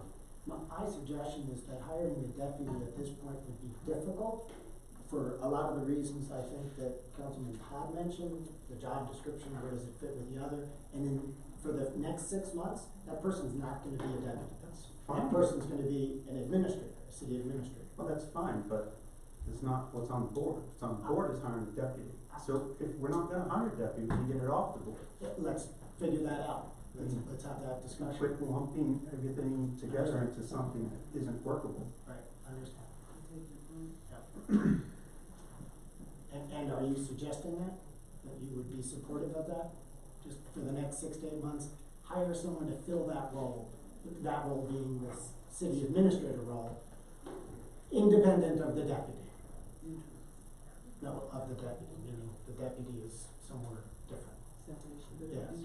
It depends on our process for deputy. I mean, there's gonna be a full-blown search like we've done for city administrator. It's 3 months out. Right. This seems a bit longer than we want to go, perhaps. I don't know, in just one person. I mean, that's a consideration. Like, what will our process be for that? How long will it take? You never know how long it might take them to move here and start working. It could be a process. I'm just gonna say, I think where we're at right now, where I'm at right now is that we just need to get an acting, CA in place, and that's what we look for. Get rid of all the other, and we just move forward with that. I do agree with Jay in saying, okay, if we have an internal candidate, they're the first ones we interview, and then we move on from there. But, you know, I would limit it down to, if we've got 3 or 4, whatever qualified, and then move on after we do this to, you know, we get the budget done, get everything else done, you get a new council on board, that then you move on with, you know, find somebody for real. Okay. So can everybody live with and support that we're really, for the moment, hiring, selecting an acting interim, Acting/interim city administrator That's from what we're existing doing. staff or external, Right. not a deputy. So No. I'm gonna get rid of that one. No, I'm fine with that. Okay, everybody, I'm fine with that. I would be very interested, to Jay's question, in, I'm not interested in interviewing one before the other. I would like, if there's more than one person interested, and I can't imagine that we're gonna find more than 3 or 4 who might be interested, I would just like to interview them all at the same time. I remember, I'm trying to. you're not saying literally, but. Right. Right. The same day. Yes. Same day. Same process for everybody. Yeah, I'm trying to remember specifically what we did to hire Malcolm, and it seems like that was a very quick process. We kind of interviewed them that night and made a decision that night. With Leah, we didn't even interview Leah, if memory serves me. Yeah, you did. You talked to me a lot. Well, we did, but the rest of council did. Well, we did. I mean, at the, you were there? on the agreement, we did. Oh, on the agreement, that's true. We Yeah. So, but again, it was a very quick decision, and there were no other candidates, if memory serves me at the time. So anyway, that would be Not my that I know preference, of. was if we could get whatever candidates, I personally would like to do it next week, if at all possible. So that's where I am. No? Yeah. When we advertise this position or make it available, see if this is the consensus of council. Whoever does take that position, what happens when we get to the permanent city administrator search is that individual could become and compete for the city administrator role. Mm-hmm. That individual could become the deputy if the skills match and Mhm. chemistry all works. And so, or that person could be just literally a temporary person. It could be somebody that says, I'll be here, I'm available for 6 months, Mhm. I'm a CA in a box, and I move on. We've had a consultant who does that. So, you turn out to be that. Mhm. So we all agree that that's an open flexibility after that point. Mhm. Yeah, I really like what Leah said, her catharsis of how do you select a candidate, because it really is that, and I think Nancy, you kind of nailed it when you said, gee, when we interviewed Malcolm, the interview was over and we were just like, done. You know, I think we had very little discussion. He was on Skype and he was sick. He was, all those things, we said, man, the guy is sick and this is what we're hearing. But I think we interviewed 3 people that night, if I remember correctly. Yeah. Malcolm was the only one who was on Skype. Yeah. But the advantage there is we got to see other people in comparison, and obviously one stood out, which Right. I'm thinking what happened this time as well. And that's really the process Leah described, so we have experience, Leah, and thank you for bringing that to our attention. So, in bringing this to close, the question is whether the council is okay with interviewing, up to 3 people, let's say, or some number of people, who's available, internal and external. My guess is it won't be more than 2 or 3 at this point, Right now I have 3. but there are 3 at least that potentially. Right. The question is whether you all are okay with proceeding with some interview process. Leah will work with us to come up with what that looks like in terms of that process, and moving forward next week with that. On the good news side, our agenda is fairly light next week, if memory serves me. We added a few things to it, but we can take another look. Yeah, there's nothing much on the work session. Right, we don't have lots. Jay said something that I Oh, don't know. I'd rather not do this next week. I'd like to see resumes from 10 people. And I wanna pull a thought. I don't wanna rush this, we've been rushing it since December. I think there's been a big mistake. Okay, we've been advised that the difficulty we would have being without one, and so do you have a plan how we would cover that gap? Some department head's gonna have to step up for a couple weeks and be acting.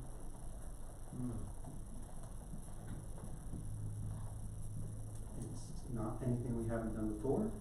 Unfortunately, it would have to probably happen anyway. In what sense?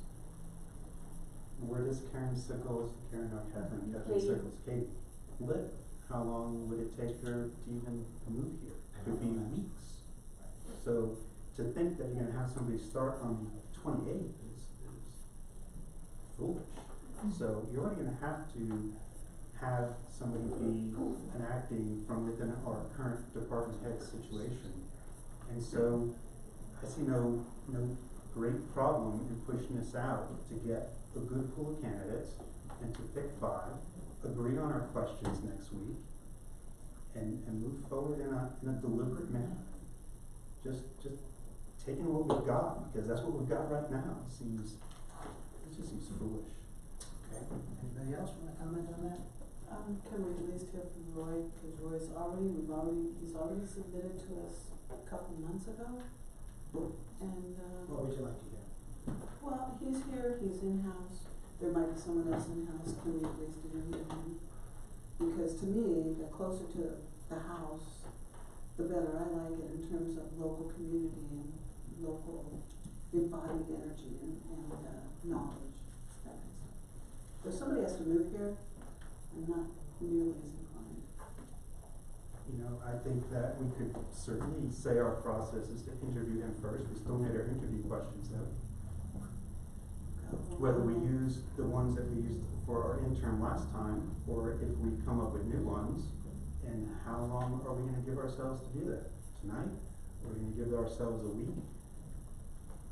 What are we gonna do?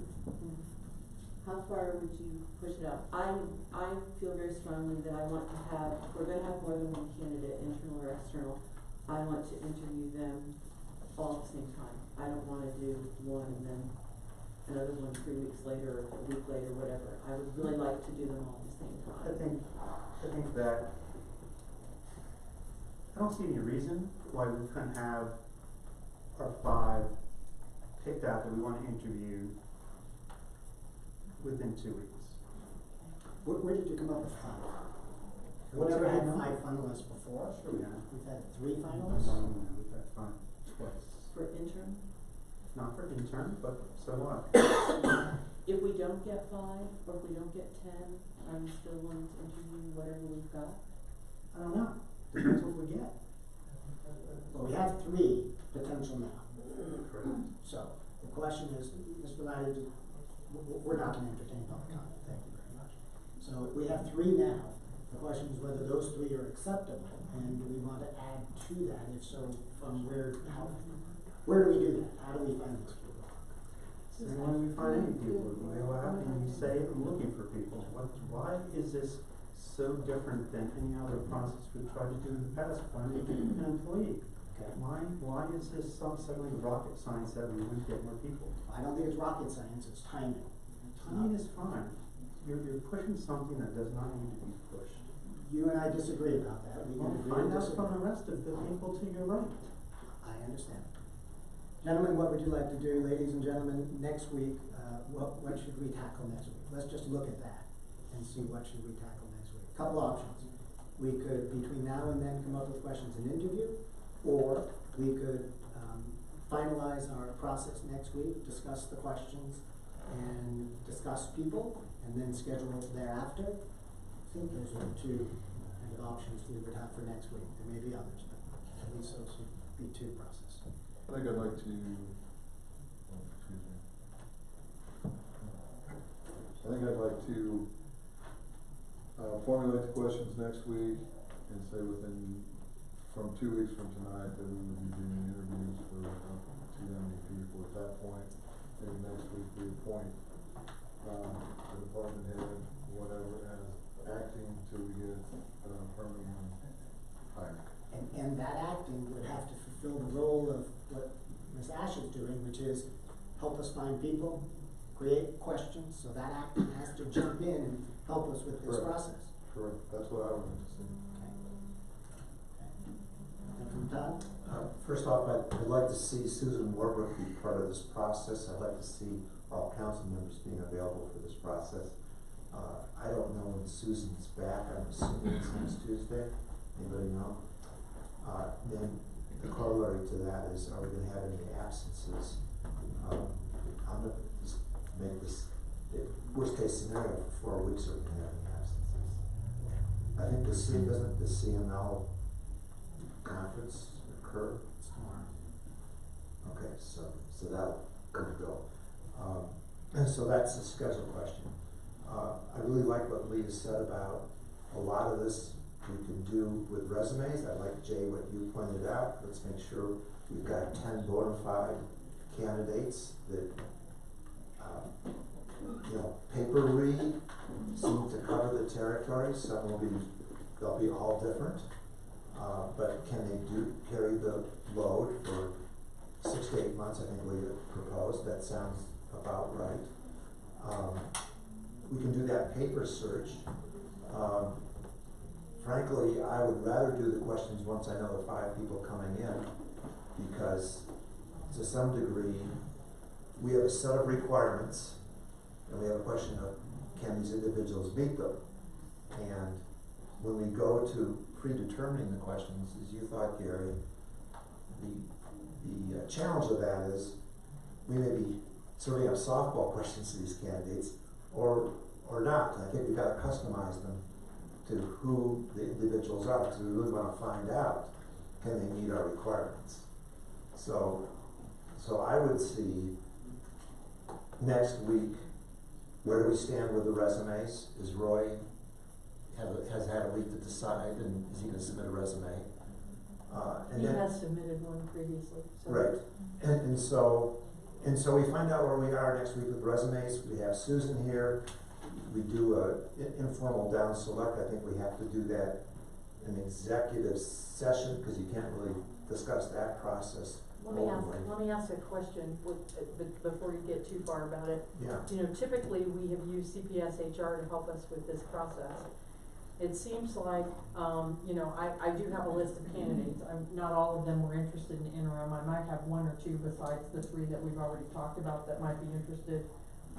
Although even the candidate I talked about, I'm not sure if she'll be interested in an interim. So that's another question. There may only be 2.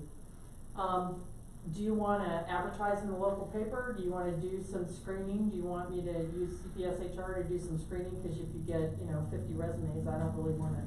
I'll send you 50 if you want them, but I think it'd probably be better if there was a little screening before they got to you.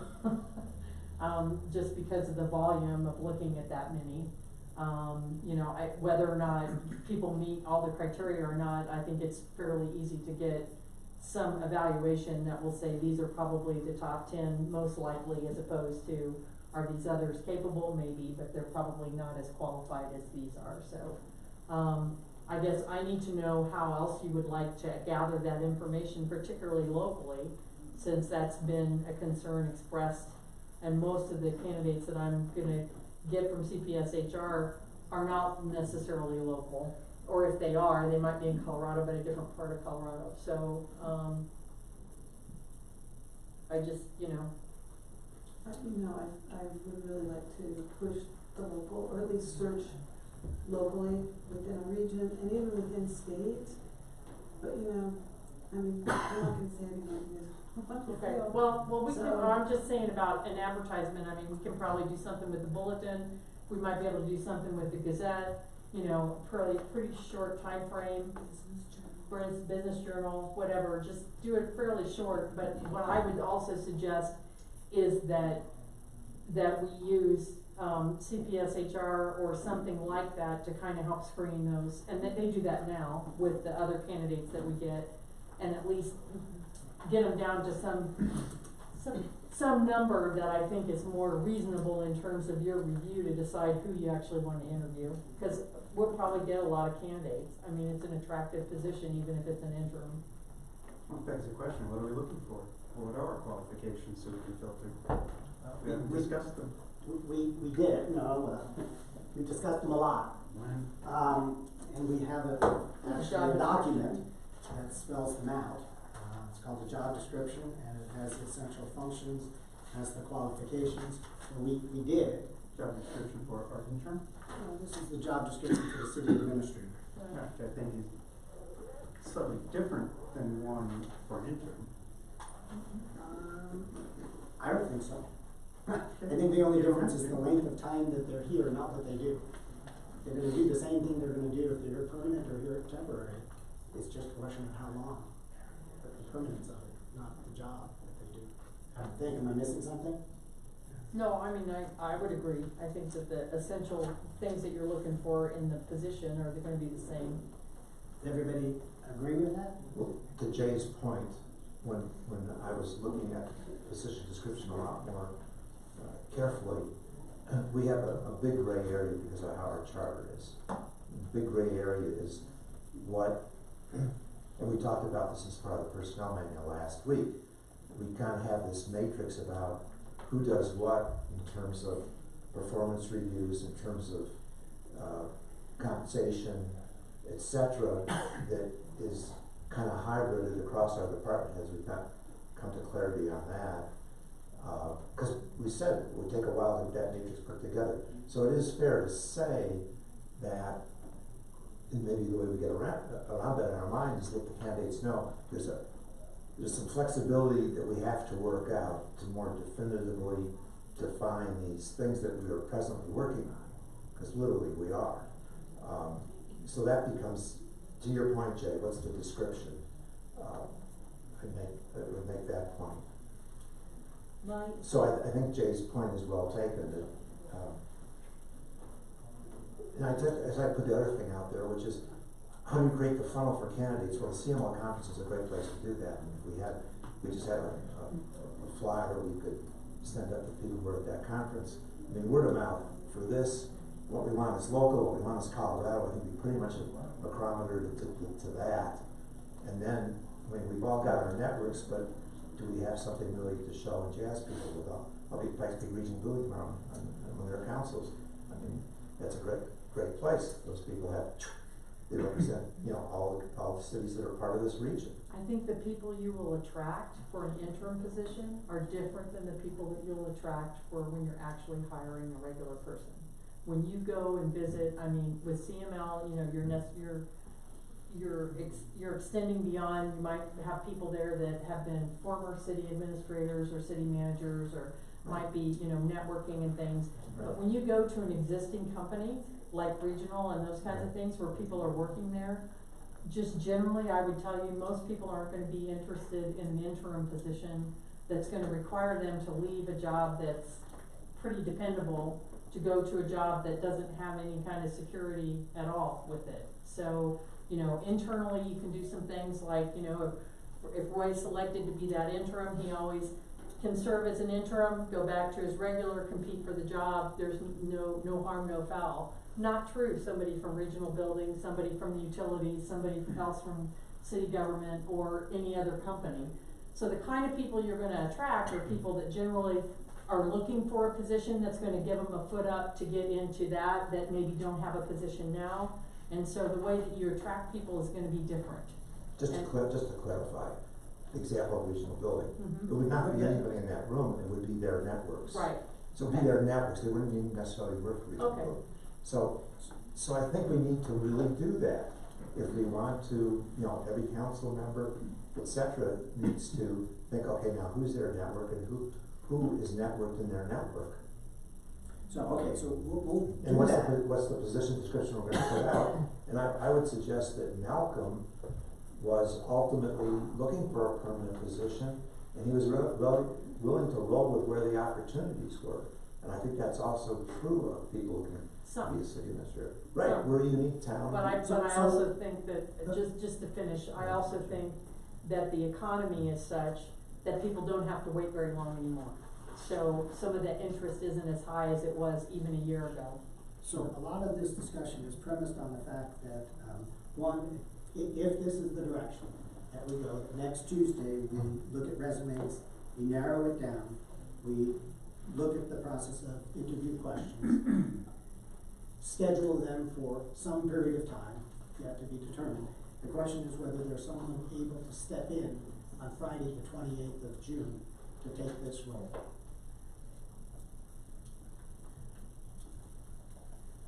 Would Roy be? That's my question. Well, I wasn't gonna single Roy out, I was looking to Ms. Ash to see of the staff. At the moment, Roy is the only one that I know that's expressed any interest, and you've heard from several that have expressed disinterest in it. We did hear that, I Yes. didn't hear somebody else, so. Yes. Mr. Cheney, would you, I can would you confirm- entertain next Friday stepping into this role on a temporary basis? I cannot make that decision at this time. I understand, all right. So, without that, we may be without any resolution next Friday. And I think the consensus of the group was, that wasn't such a good idea.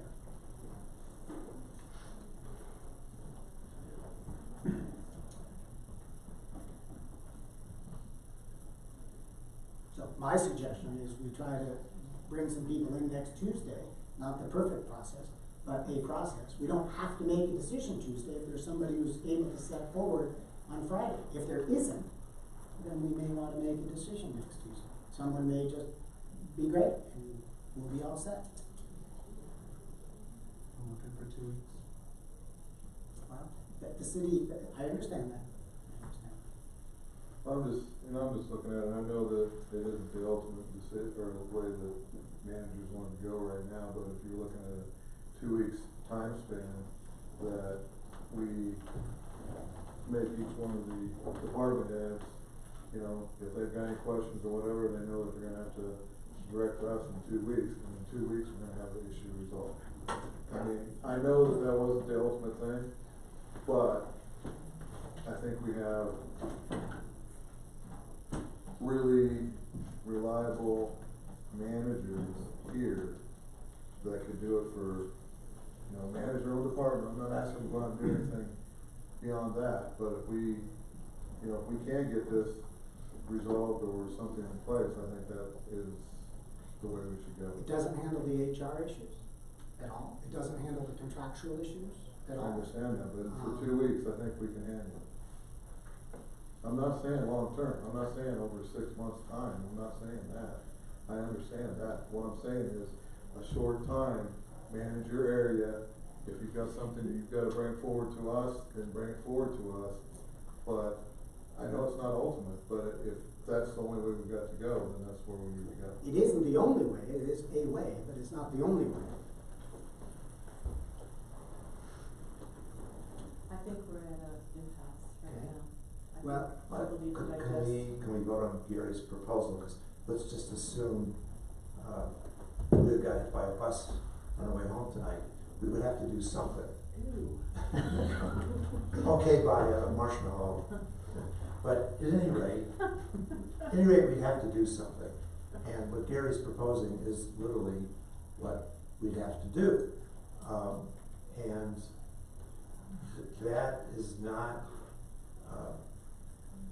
and we have, you know, emergency services covered, we have, you know, we have our emergency action plan, we have, you know, the Office of the Mayor has previously worked a lot of direct things with staff. They have more ability than those of us who are working full-time. It's kind of a team effort of council, it's a team effort of the department heads. Alicia could be absolutely at that nerve center and at least has a good sense as to how to send communications or otherwise be going directly to Leah because she's not here because she got hit by a marshmallow. And the things that could go right to department heads would be totally handled. You would know those ones that you say, ooh, wow, that's a pretty hot item. Leah should really be here. I'll call the mayor, I'll call the mayor pro tem, let them be aware of this situation. Do they want to grab this one-off deal, or do they want to make a decision to ask a department head to do it at something you didn't feel comfortable doing, so they would just go ahead and do that. So I think that's what we would have to do, and I think I support the direction of what Jay is indicating. When you rush things, you make mistakes, and that's not good either to have that happen either with staff or with our citizens or with some council. So here's where we are, as I understand it. We're at a point of two decisions, or two options. One is to interview some people next Tuesday. The other is to look at some resumes next Tuesday. I think those really are where we are at the moment. And we have a fallback plan. It's not a problem. Well, just for next Tuesday. We don't have a fallback plan, but we have some possibilities of creating a plan, but we don't have one. But just for next Tuesday, the issue is interview some people or just look at some resumes. I think that's what we're down to right now. Gary, if I'm hearing correctly, it's look at some resumes. Correct. Okay, Councilman Todd? Resumes, preliminary questions, making the process a little more clear, in the interim, a lot of networking, maybe for the next 2 weeks. I just want to say that what Leah said resonated greatly with me, that we need to make a decision and we don't have to have a perfect process. I think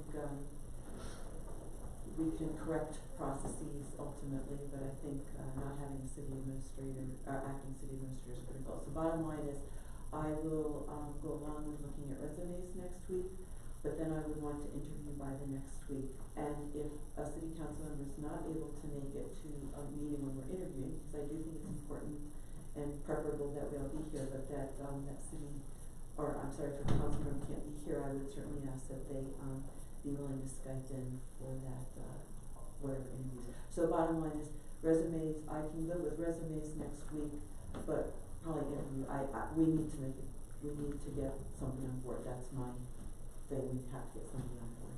Councilman Moore, I think your position is resumes next week. And how are we gonna get them? Well, it's my understanding that Ms. Ash is gonna collect Well, I have some. 3 that I can send you already. Councilman And Todd depending on- and the rest of us, I think, are going to Go out and pound the put the table. word out. The question is there any other process that we want to use? Right, and is there any screening that you want to do, depending on the number that you bring? I would guess between now and Tuesday, we would take them all. Okay. But then the question is there anything else we're doing to get them, I think is the question. Yeah, that'd be fun. I think we'll get fun. It'll be a good mix. Okay, do you want me to do anything more formal, advertising or anything, or do you wanna just go with beating the bushes? If everybody thinks that beating the bush is gonna be good enough, CML also has a live list. streaming, I mean, the whole community knows. CML has a listener for city administrators and people looking for it. You can maybe post something there. Okay. Super quick. There are not a lot of people looking. I had a conversation with the executive director and asked him, what's out there. There's some Range Rover riders, I think they call them. Not a lot available. Different than it was when we looked at Malcolm and there were some more available. Apparently not so much. But nonetheless, we could certainly ask. put it out there. Yeah, absolutely. All right, so, are you okay with that? Yeah, I like what Nancy said too. I'd like to look at it and then make a decision as fast as possible. The next week. Go with that? I would remind you that we made the decision about Malcolm, as was expressed pretty quickly. Right. You made the decision with Leah very quickly, and you know what? They both worked out great. So I have less concern about doing that. I think we will find somebody, regardless of the speed we use, we'll find somebody to help us for the next 60 days. That's just my thought. I think we have a plan for next week. Are you clear on the direction and what I happens? am. I'll make sure that you have the 3 resumes that are relevant, although I do need to check with my one candidate to find out if she's interested in an acting or interim role. The goal She is, may not be. I think the goal is to try to come up with, if possible, 10, Okay. if we could. Well, and I'll talk to CPS We'll HR narrow too, that. but I think, and we do have a number there, but most of those Are out of candidates, as you recall, were out of state, and so I don't know if that's something you want me to I think, resend. I mean, I'd be happy to do that, it's not that big a deal, I can check on that tomorrow. does anybody have a strong feeling one way or the other that if CPS HR has someone who's available to talk and Yeah. act quickly, that we would consider that, or do you wanna eliminate that? Consider it. Consider it? I'll consider it. At least ask the question. I will, Yes. I'll get an updated list. Ms. Ash, do you need any other direction on that? No, I'm good. Thank you for your patience, for those of you that were here for a different topic. I appreciate your patience, obviously this is a very important topic, and it did take a while. Let's take just a quick 5-minute break, and we'll be back with item number 4.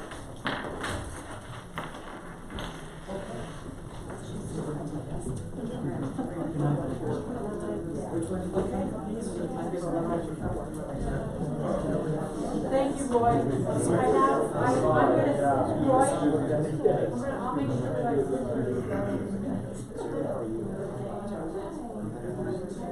No, I'm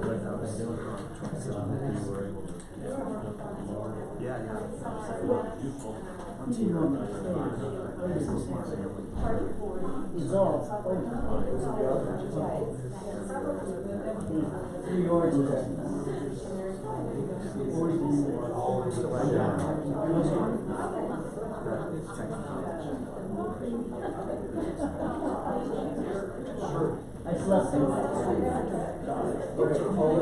I was doing it.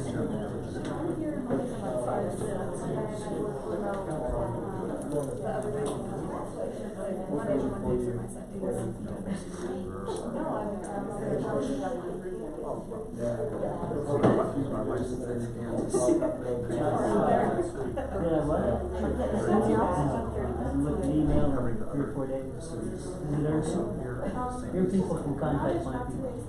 That's the best one. Okay, sorry. Old age.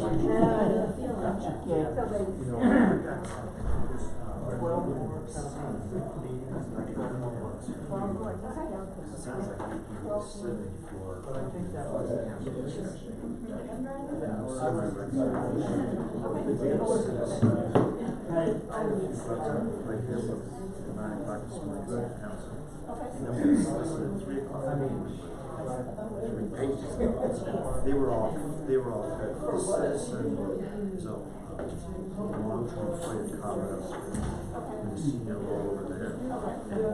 For some reason, they were like, this has my interest. Let me dive into it. She absolutely my work, which is why it's you know what would be the easiest?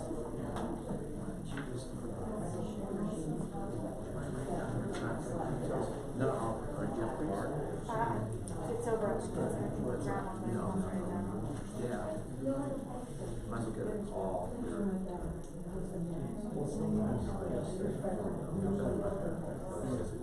And I'll send that to you. You'll see it's the same thing I sent now, so.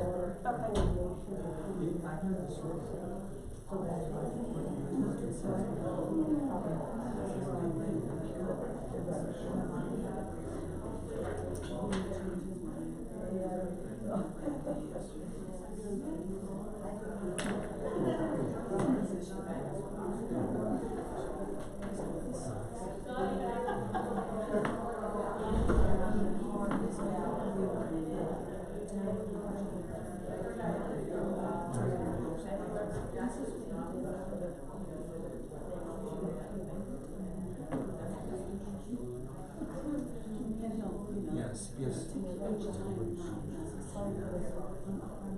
Oh, it comes girl. I said that. Oh, very nice. I like that.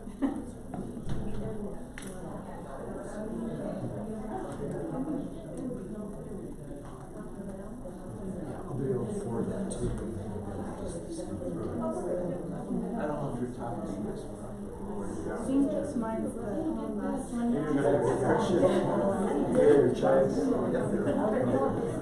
No, Quite the ordeal. a little shaky, but it's not better than having this. Yeah, thanks. How are you? Oh, it's never a normal around here lately. I got to your training.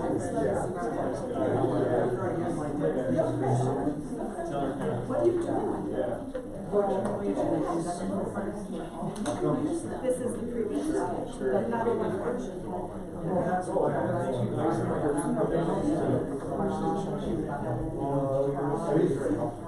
Good. Is there, See you in the morning.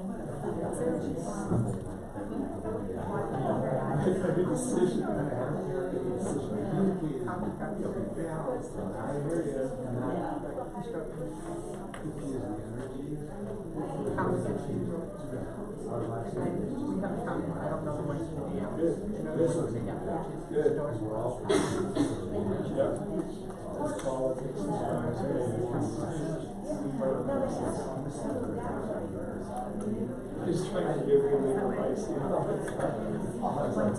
Some of this is, what is, we need to go get more water. what is black, what is black and white. Right. Right. There's never black and white in the law. It's like there's never black and white. It's always a big familiar. He's a, I like talking to him, see that from his perspective. Yeah, good. Perfect. No, I think that the between things you and I sort of, yeah.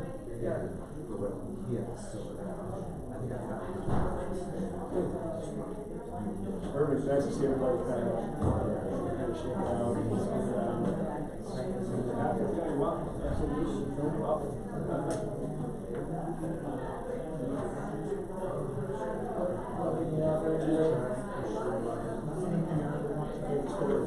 What's that? I think I really want to go tour. Yeah. When the TV cameras show up, you know, it's. I always like when there's nobody in the audience. There's no TV cameras. It's always my preference. Where was he from? Fox 21.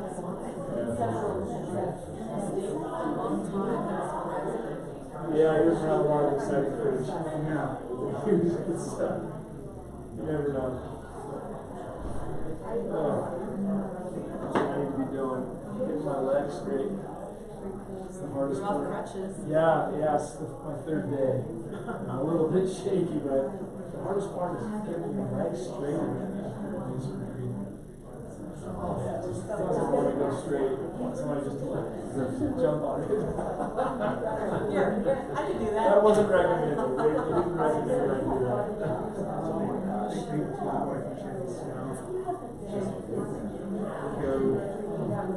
go during lunch, gym down there 2 hours during lunch, do stretching, just doing all that. I was just for about 3 weeks and I lost like, I say you stay in bed for 24 hours until you start to get really, that's fast.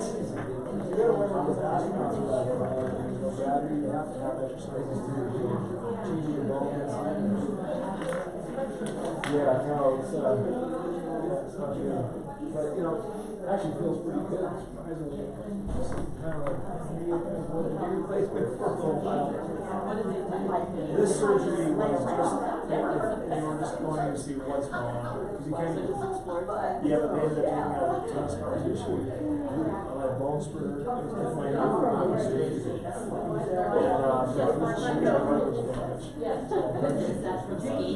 One day I'm doing a lot of stuff. Like I'm at the basketball, baseball, skiing,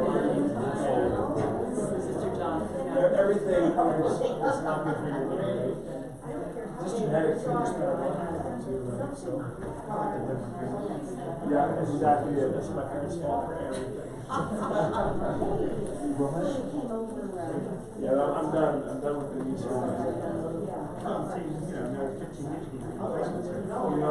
want the replacement and then like 40 years. Oh, awesome. Yeah. That's kind of the estimate.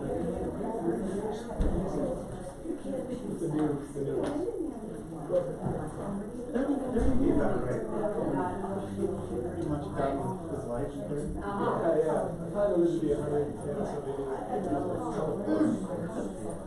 You're all set. Yeah, it's pretty nice.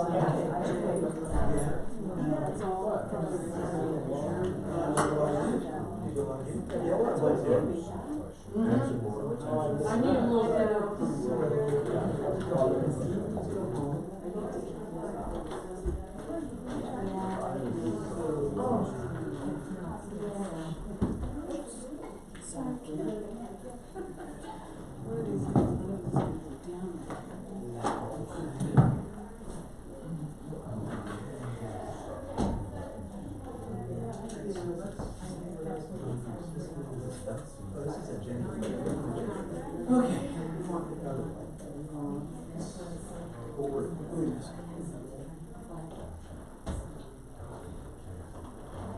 Let me see if Councilman Todd's ready to come in.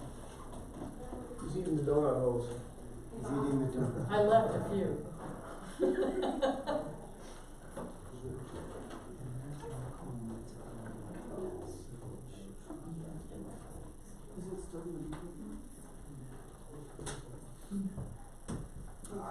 Go ahead and call item, which is now item 4. Mm-hmm. Well, it's really item 5. Does it matter, Mr. Parker, what item number? We'll just identify the item. Yeah, it's actually, you moved F6 to F3, F3 becomes F4, which you already. Yeah, should be 4. So it's F4. So we're gonna call item 4, ordinance number 919, an ordinance ending moratorium on new applications for medical marijuana centers. First reading, Ms. Johnson is no longer, just real quickly, is there anything we should know about that before we pass it?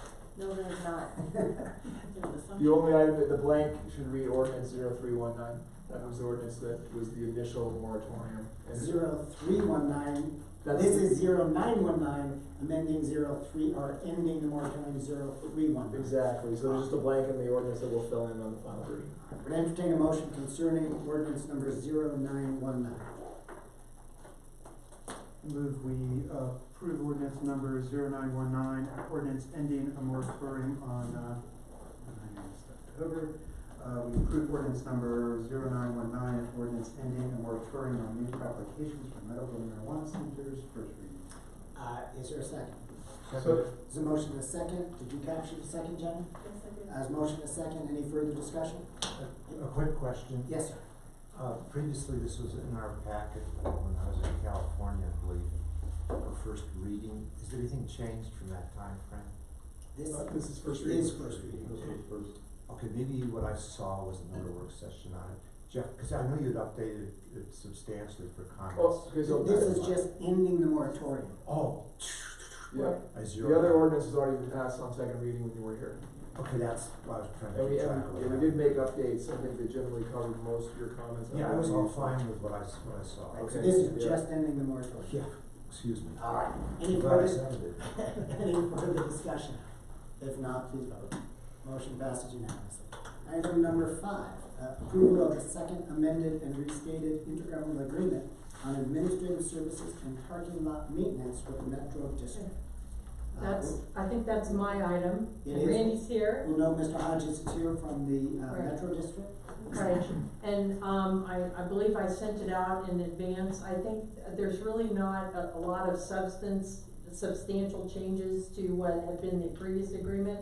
There's more focus on collaboration, partnership, communication, as a result of, this agreement. There is another agreement, that at some point, I'm not sure I'm gonna get to it, but my goal is to try to come up with a proposal that really reflects what our current costs are with SP Plus and look at a fair and equitable, relationship with Metro about sharing the cost of those parking, or care of those parking lots is provided by SP Plus. I have some information from Becca. I also have some information from SP Plus. And we'll be putting together a proposal, which I plan to I'm hoping to get to Randy before I leave, to take a look at and eventually blend this agreement, which talks about how we will cooperate, along with how we will also handle shared parking, third-party parking contractual arrangements with Metro. But I'm just keeping fingers crossed that I can at least get that initiated before I go. All right. So I don't think there's anything controversial here. You will note I didn't make any changes to it. There's kind of a different kind of arrangement about the timing of when Metro actually pays us for some of the services that are provided, which is about a year plus in arrears. And I believe that's because when the agreement was initiated, Metro didn't have a really huge bank account at that time to pay for everything, and so we basically accumulate charges one year, bill them, and then collect it the following year. So we're always about a year plus in arrears with collection. But that's the only thing, and I didn't change that. Okay. I do have a question. Maybe Mr. Hodges, you could know this. I think I heard, and correct me if I heard right, that currently SP Plus does not monitor the Wichita lot for enforcement. Is that correct?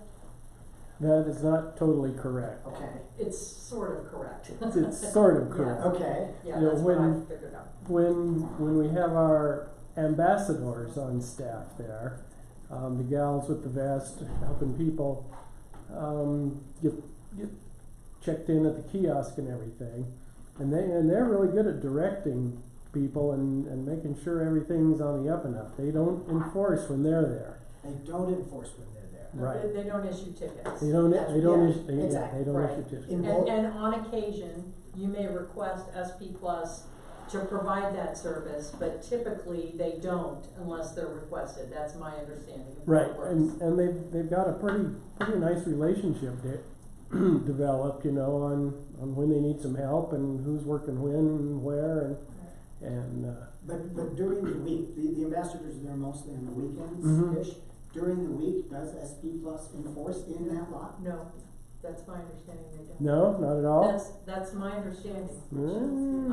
I'll check. Do you think they give tickets there? Michelle? When I talked to Kevin, he indicated that, I told him if I took a look at the total cost of enforcement, and instead of charging you a percentage associated with revenue, did it like 10%, which would be significantly less than that, he said he thought that would be fair. No, wait, that has nothing to do with whether they're enforcing. Well, but that has to do with the level of enforcement. That's what I was trying to check on. Let me ask. I'll ask him tomorrow. We need to ask because, Okay. you know, I thought they were still enforcing. On the weekend?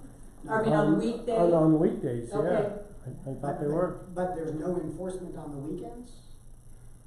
As needed, you know, working with our ambassadors, you know, and the people on the street walking and stuff, they all work together.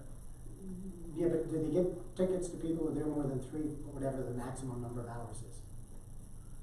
I'm not 100% sure on that, Mayor. I think that's what we're trying to figure out. I was led to believe no, that they don't. But I will let's find- see if we can clarify. I will find Okay, out. let me just reiterate. So I'm gonna find out if SP Plus enforces at Metro lots on weekdays, and I'm also gonna confirm. Anytime, when do they enforce? Okay, and then when ambassadors there on weekends, that they only enforce when they're requested to help.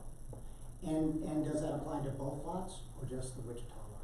Just the Wichita lot. There's no ambassadors up in the Shmishni lot. they So, enforce- are they enforcing at Shmishni? I was led to believe they weren't, but let's clarify that.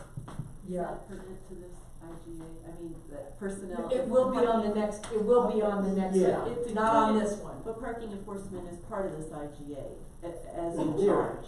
yes. So, it's a great question, I'm just questioning. No, if it's parking needed to- enforcement is part of SP Plus's agreement. Well, it will be part of the next It will be agreement. part of with the Metro. next one. Right, this one doesn't address that. This is Yeah, just this that one we're doesn't gonna do the deal with collaborate in the enforcement. services that we pay It's for on here. staff. Okay, then it needs to be removed. Parking enforcement, some of the charges, it doesn't have the exact charges, but on The attached Exhibit A, I parking thought we, I'm enforcement sorry, I thought we is took that included. off. Okay, so Cause that it should should be, be charged, not what the charges are, but that it would be charged for person administration, law enforcement, kiosk maintenance, kiosk alarms, and alarm resolution is part of Exhibit A on this, what we were given. Okay, so we need to clarify that. I know that they need to be removed. Okay. So, Mr. Hodges, anything to add to the discussion about the contract? Other than that, you know, it's been real nice working with Leah and, you know, and getting it figured out. We're good with it if we get this verbiage ironed out. Yeah, Okay. I apologize for that, I thought I removed it. Okay, council, what's your pleasure? On the other hand, if I could just say, there is a lot more in here on communication and collaboration, which I very much appreciate, so thank you both for moving that forward. Nothing. Thank you. Would entertain a motion concerning the second amended and restated intergovernmental agreement. With changes. Presumably so. I move we approve the second amended and restated intergovernmental agreement on administrative services and parking lot maintenance with the Metro District after removing the issues pertaining to parking enforcement in Exhibit A. I'll second. There's a motion and a second. Any further discussion? If not, please vote. Motion passes unanimously. All right. Just a quick footnote on this.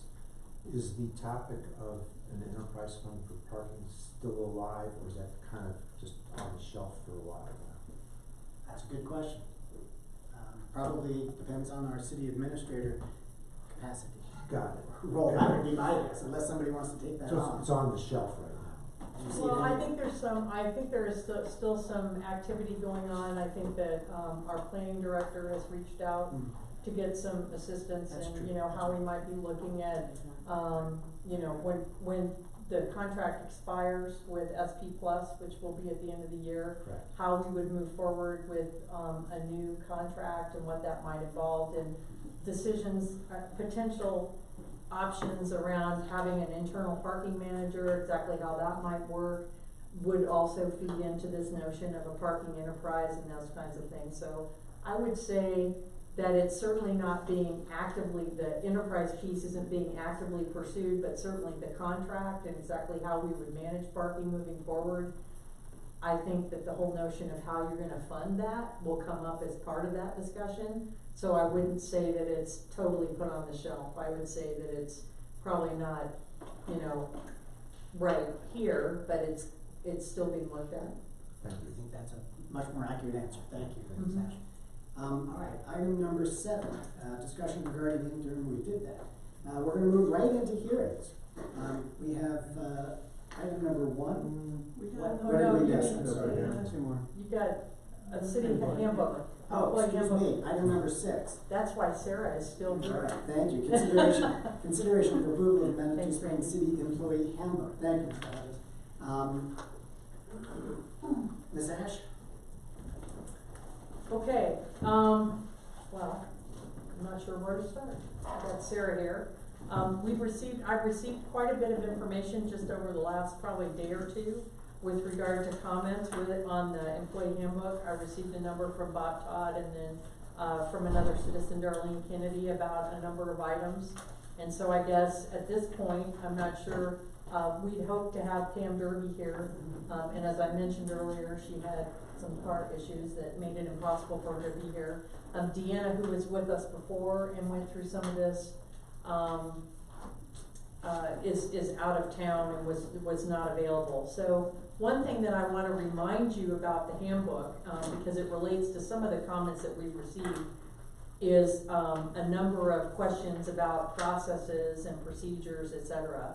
Right now, CPSHR is making a list of all those processes and procedures that are identified as part of this handbook, to ensure that we have all those in place, and those that we do not, that we move forward with identifying and making sure those happen.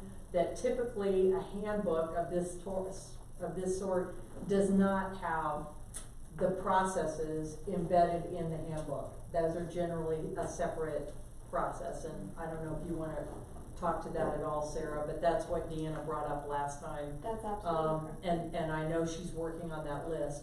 Additionally, I think, as you know, Alicia, for the last 2 years, has been working on a list of all those policies and procedures that she's accumulated from all over the departments. That was on her performance plan, and she's finalizing a lot of that now, and we'll be merging that with the information that CPS HR is, and making sure we have the overlap and that all of that is there. So our intent is not to have a handbook that references policies and procedures that don't exist. That isn't our intent. And we are working forward to make sure that happens, because some of the questions that came up had to do with policy, or had to do with procedures, et cetera, that would typically not be here. There's also some comment I recall specifically about references to following code and charter and those kinds of things. I certainly don't have CPS HR's experience, but I haven't found any of our employee handbooks that I've been familiar with that specifically talk about code and charter. I mean, typically it's about laws and federal laws and state laws and city laws and those kinds of city rules, which I guess could typically be code or charter, but they're typically not, they don't reference in my much review, in that. it's consistent with your code and charter. And there's actually, I think, one provision that we need to alter in your city code to be consistent with the handbook, which I've provided an ordinance doing that. I just didn't pull it up quickly, but that will come at a later date, once we've got the provisions dealing with this in the handbook agreed upon. I think the question was why there was not a reference to employees following city charter and or city codes. Presumably, they would be obligated to do so. The question is, do you point that out? Because you point out that they need to follow all policies and procedures, but presumably it would be policies, procedures, city code, and charter. Yeah, To be done. yeah, you can certainly do that. That's not a problem. I mean, either way, they're going to have to follow it, but it just makes it. It's making it clear. Yes. Yeah, I was torn on this. On one hand, as I read CPS HR's cover memo from last week when we were looking at a working session, it said that there were a number of issues, or a number of paragraphs added primarily to address and remedy legal compliance issues, which I believe we were led to believe that that was one of the reasons we were trying to get this out as quickly as possible. And in that case, is perfect the enemy of good, and should we hold it up because of that? On the other hand, Darlene to me had some, simple, easy things that could be added in that, I don't know if they're extraneous or not. I mean, I think anybody who's ever managed personnel could go through this and edit it and add a million more things or subtract a million things. I mean, it's just one of those. It begs for folks to, put their own spin. Yeah, I think most of these are really easy. I mean, she asked a question, for example, about, why the police chief and not the fire chief. And the judge is still not in there, by the way. Yeah, I know, I noticed that. Yeah. I did make that correction. Just when I saw this email. But on her second, on my page 4, where she asks about why the police chief and not the fire chief, in terms of a particular item, I think it had to do with selection. As you all recall, it's about qualified candidates for hiring, et cetera. Well, the reason that's not there is because and she probably just doesn't know this, the volunteer firefighters actually select them, so that's why it's not there. So some of these are fairly easy to respond to, as opposed to. Right, so I guess my question is, do we go ahead and look at approving it tonight to meet the legal obligations? Because it is something of it's a document, and they also say that in the cover letter, that it does need to be updated, fairly frequently. Right. To stay current. Or do we hold it and try to make more changes that again, Darlene's stuff was good, essential. To me, it would be good to have, CORA and federal open records law in there, but it's not necessary. It's kind of a no-brainer. The question is, do we want to go through each and every one of these? I think that's what you're asking. No, my question is, do we go ahead and approve it tonight as is, and then, because they have a laundry list of other things that still need to be addressed. It's not just what Darlene sent. I mean, CPS HR has identified a bunch of other things that still need to be addressed ultimately in it. So at what point do we hold it up or not hold it up? Anybody else wanna weigh in on that? Councilman Todd, you had some changes or suggestions on here as well? Right, I think as Pro Tem Fortune was going through things, I'll just extract the things that I think are legal and you could decide, I'll just give you, there's a very short list. It's 7 items, whether or not we put it in, and I think it's just a quick thing. Are you reading those items? No, not at all. Well, but what I'm asking is, does Ms. Ash have those items? Yes. Outlined? Yes. I'm not sure that I understand what they all are, but. Correct, but I think Jeff will quickly say yes or no if we just go through a legal thing. There's no provision in here for non-disclosure agreements about, what's confidential within the city. That's kind of a legal matter. That we don't set the boundary for that, I believe. Yeah, am I thinking like actually doing NDAs with employees, is that what you're? Yes, yeah, something along that ilk, but Jeff, you can just say yes or no. Yeah, I mean, I guess I don't think we necessarily typically do NDAs with employees. Employees have an obligation to protect confidential information regardless. There may be something in the handbook about confidential information, I'm not sure. But you don't need to do an NDA with employees in most cases. Okay, so we can come back on that when we're not gonna clarify it tonight. And that's fine with me, that's to your point, just moving forward. What about the words, there's a lot of words about may do this, may do that, which leaves it discretionary versus shall and must. Yeah, I mean, shall typically means it's mandatory and may typically means that, it's optional. I have to see exactly each use and how it differs. Correct, so I'll do the word search on may and see if they should be harder than more. Does that sound like the right thing? Yeah, just make sure that may's used where may should be and shall is used where shall should be. I have looked through the changes, just so you know, and I didn't see anything that was a major issue. I can suggest a number of changes that were already incorporated in here, but I could take a look and see if there's improper use of the word may versus. Well, for example, on the 3.6 conflict of interest, it says city employees shall not place their personal or business interests above the best interests of the city constituents. To me, that sounds pretty direct. I don't see that looks like it's. No, that's probably a good example where it should be shall. I think what she's saying is there's examples that are may. Oh, that are may, that okay. perhaps should be shall. That's Okay. as I interpret Okay. the comment, not the reverse. It was specifically when it came to evaluations and, Well, there's another one, city employees may hold second jobs so long as such work does not create a conflict of interest and does not interfere or reduce employees' effectiveness. That one would be fine. It's Yeah, just right. I mean, may seems okay there. So the question is, do we wanna go through this document, have someone go through the document before we approve it tonight for that particular issue? That's the question. Yes. You're saying, We won't do that now. well, no, before we approve the document, Yeah. you're saying you would like someone to go through those. I'm just saying, the 7 items I bring up, do they represent in totality, a reason to have, like you said, just tactfully going in there and doing a few things before it goes out? Okay, let's see what else you got. So that's one possibility. Okay, the confidentiality, I don't know We about don't. that one. There's a section about harassment and complaints and how complaints are handled. I'll just say, from Darlene's perspective, it's lightweight, I don't have my own view on that. Communication. Wait, are you asking anything to be done about that? I'm just saying, I would just like to say what the items are. If they register, we say in totality, it sounds worthwhile to apply, great. If we say not, then it's not. So that's one. Harassment and complaint on page 9. Communications plan, I think that dovetails into something we'll discuss. Communication plan is the emergency operations plan. That's how you interpret that.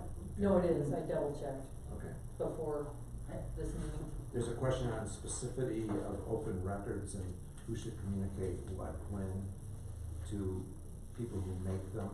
Sounds like that's a process,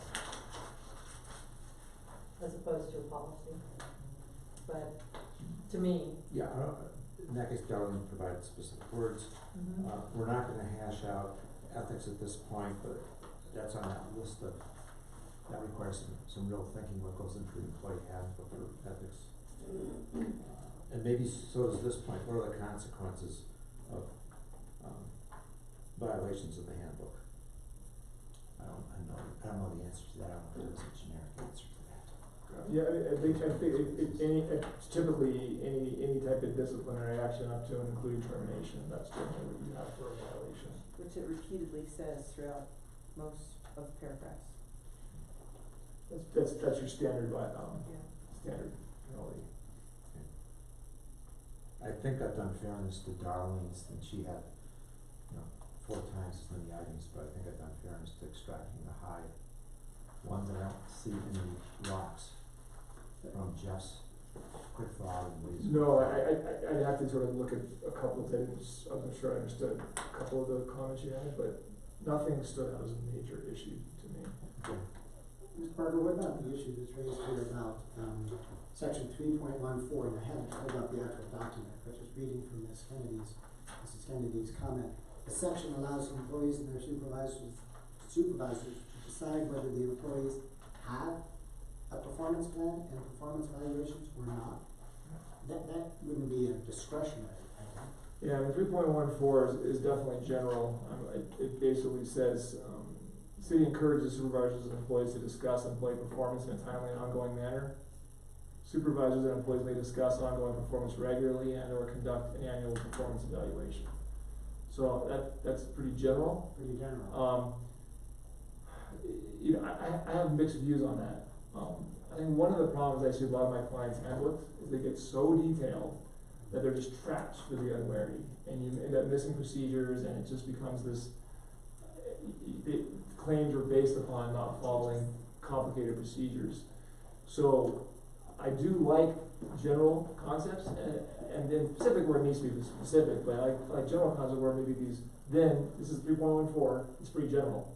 But then the city administrator sets up every department head giving an evaluation process, I want it taken care of, and it's done via a city administrator dictated or a department dictated process. Or an internal policy, a process, internal policy. Right, because then you don't go back to the manual, it says, oh, they have to be done on January 15th of every year, and they're never done right, and it wasn't done right, and it creates more liability, so it's a balance. There's pros and cons to both, but I see the concern, but I also think there's a benefit to having it this way too, as long as it's followed up with and done properly. Councilman Todd, or anybody else have any other thoughts? Are we ready to proceed? Would you like to put this off? Personally, I'm ready to proceed, and thank you for this discussion. All right, we entertain a motion concerning the Manitou Springs City Employee Handbook. I move we approve the Manitou Springs City Employee Handbook. Is there a second? There's a motion and a second. Any further discussion?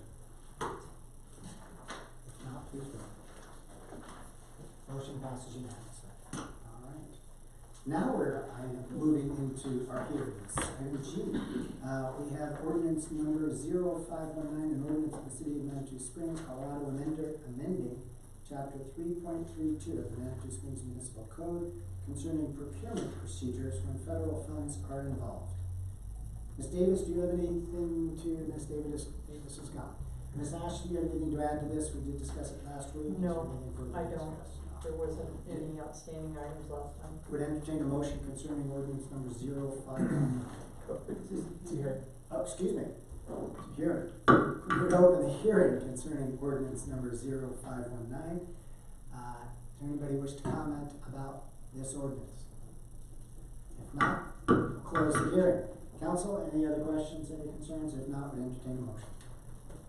I move we approve ordinance number 0519, ordinance of the City of Manitou Springs, Colorado, amending Chapter 3.32 of the Manitou Springs Municipal Code concerning procurement procedure when federal funds are involved.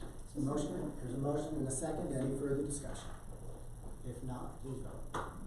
Motion passes unanimously. All right. Item G2, ordinance number 0719, an ordinance of the City of Manitou Springs, Colorado, repealing and reenacting Title 16 of the Manitou Springs Municipal Code concerning subdivisions to implement hazard mitigation provisions. Spurgeon, what else would you like to fill us in other than what we've already known? And I believe we are having a hearing concerning this ordinance, if I understand correctly. That is correct. I have a brief presentation here to just cover a few changes.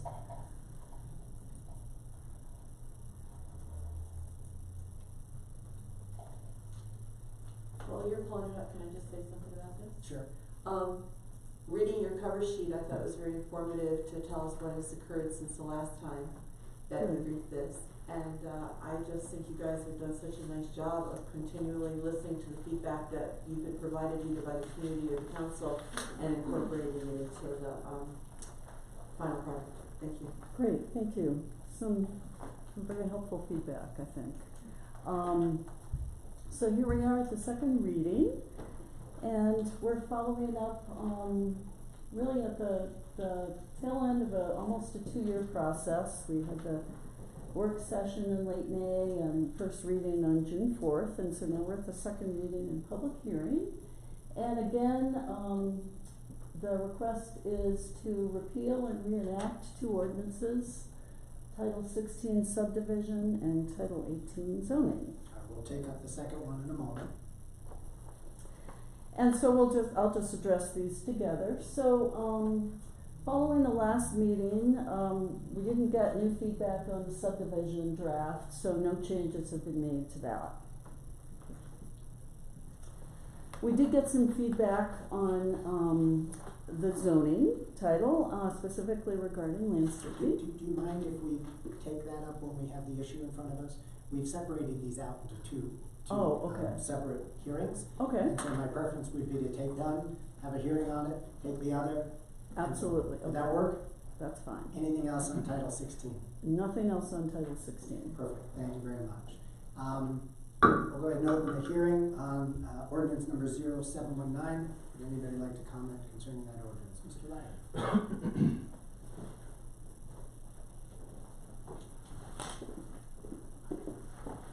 Thank you, Mr. Mayor, Council.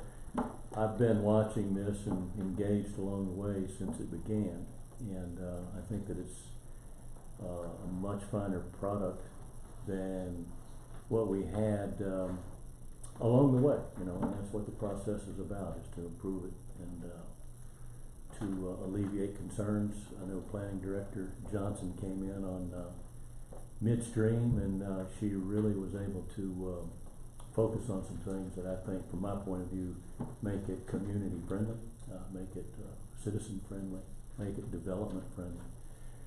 As a member of the Housing Advisory Board, we have looked at this, and I'm not here to speak for the Housing Board at all, Advisory Board, but I would like, you know, there are certain times when you make a point and you put a flag down and you think, well, I'll refer to that, I'll continue to think about that in the future. And I do want to do that tonight, just with respect to the impacts of development that are important for us to consider in the future, as far as additional costs, additional terms and conditions, and you know, the requirements for development. That was very early on put up as a concern by the URA as well as our group. I think it's been handled well, but it's also something new for us, and we don't really know what the impact is going to be as we go down the road. So I think that it's important to just make the comment that when we do such wholesale changes to our local codes, which are really primarily they're driven for safety factors, but in this particular case, I think we just need to watch it as it evolves and to understand how it affects development as we go along, and that we might want to make some changes in the future. Who knows? We might want to rescind it in the future. But in order to, you know, to just have the chance to make that point during this hearing, I wanted to take the opportunity. I appreciate it. Thank you, Mr. Lyon. Anybody else want to speak on this ordinance? All right. If not, we will close the hearing. Council, it's your pleasure. Entertain a motion concerning ordinance number 0719. I move we approve ordinance number 0719, an ordinance of the City of Manitou Springs, Colorado, repealing and reenacting Title 16 of the Manitou Springs Municipal Code concerning subdivisions to implement hazards mitigation provisions. Second. There's a motion and a second. Any further discussion? If not, please vote. Motion passes unanimously. All right. We will call for a hearing, item number 3, ordinance number 0819, an ordinance of the City of Manitou Springs, Colorado, repealing and reenacting Title 18 of Manitou Springs Municipal Code concerning zoning to implement hazard mitigation provisions. I believe Ms. Burstow, there may be some changes you'd like to talk to us Sure, about. you'll, pick up where we left off. So, regarding landscaping, I think Councilmember Elder made some good points, that we considered, and, so we do want to retain a plant list. We would like to change the name to what we call a preferred plant list and provide an opportunity for, individuals or, master gardeners or professionals to, have some other plants considered. We also considered the concept of ecological zone. In all cases where we're requiring landscaping to deal with wildfire issues, there's a balance between xeric, fire resistant, and other plant types, but you could have an instance where you have a completely different climatic zone, and so we do think we should have some flexibility there, for instance, a riparian corridor, or another type of landscape. And we do have a map of vegetative types around the city from the master plan, and so I think providing some resources like this to residents would be really helpful. I got a chance to meet with Councilmember Elder to talk about some of the other resources we might want to pull together for citizens. That's kind of how we like to do things. I think we could pull together some really nice educational material, kind of make the links between all of these different goals. I did realize that the code contained a prohibition on certain plants that are fire prone, but we don't want to prohibit them because they are critical to our native landscape. So it's really about where and how we'll be permitting these plants in new development areas. And so I wanted to address the point about whether plants would need to be grandfathered. And so these requirements only apply to new development sites, not to existing developments. So no plants are existing that would be like illegal in the city. And we'll really, I think our fire department will have a number of different approaches to work with residents if they have a very fire-prone situation in landscaping. And then finally, there's one other change that staff would recommend. It's a requirement in the Tier 1 process, and in working on our submittal requirements, this didn't make sense. It really overlaps into another tier. Really want the Tier 1 to be more about screening. So we'd recommend striking that sentence, which talks about hazard mitigation. We want that to be a second tier, and not overlap with that process. And so those are really our suggestions at this point. And so we do have quite a bit of more work to do to get this up and running. We're working on submittal requirements, finalizing some mapping. We'll do some robust community engagement to get the word out to folks and direct them to the places on our new website where they should look, and we will complete the plant list. So the whole team is here. We have Tarek and Waverly again, who graciously came down to answer any questions if you have any, and happy to respond to any you might have. Questions? Okay. Oh, well, you can ask a question. We're not gonna hear it, but you can ask the I question. can still ask, You but I can. just wanted, did I give you all the plant lists I was supposed to? You have everything you need from me? Or was there something I was supposed to send you? Maybe just the CSU extension resources, but I can follow up with you on that. Yeah, cause that's all online. It would Yeah. just be a Right. Okay. All right, we'll go ahead and open the hearing on ordinance number 0819. Anybody wish to comment concerning that ordinance? Yay. Now we will close the hearing. Council? I move to approve ordinance number 0819, an ordinance of the city of Manitou Springs, Colorado, repealing and reenacting Title 18 of the Manitou Springs Municipal Code concerning zoning to implement hazards mitigation provisions. Are you including the changes as As Mr. Bertolo outlined? with the changes that were given to us. We have a motion and a second. The motion is to approve ordinance 819 with the changes that have been outlined this evening. Do we have a second? Is there any further discussion? If not, please vote. Benjamin Todd? Thank you. Motion passes unanimously. Thank you to everyone. It's been a long journey. Yes. Thank you for hanging in there with Congratulations. us. Very much. For all of the hard work. Very much appreciated. Thank you. Ms. Ash, do you have a report? I do. And could you also ask Jeannie if she has a folder for me to sign? Do you have a folder for these? Thank you. You know already. Okay. All right, Ms. Ash. There've been a couple Thank you, folks. of, emails and some, discussion around, the interim police chief and sworn and that sort of thing. Before he left, Chief Rivero made me aware of a new requirement. I can't tell you exactly when it came in, but it's effective now, that says that any sworn officer that moves to a different agency has to have a physical and a psychological assessment or testing in order to be sworn moving into the new agency. So I made a decision based on that, knowing that I was gonna have an interim for approximately 3 months, Chief Brycer.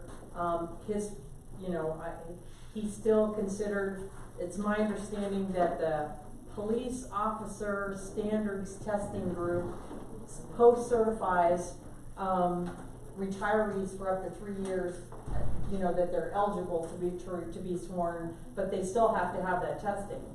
So I've had Chief today actually investigate. He thinks the physical that he took in May, that his doctor can corroborate that.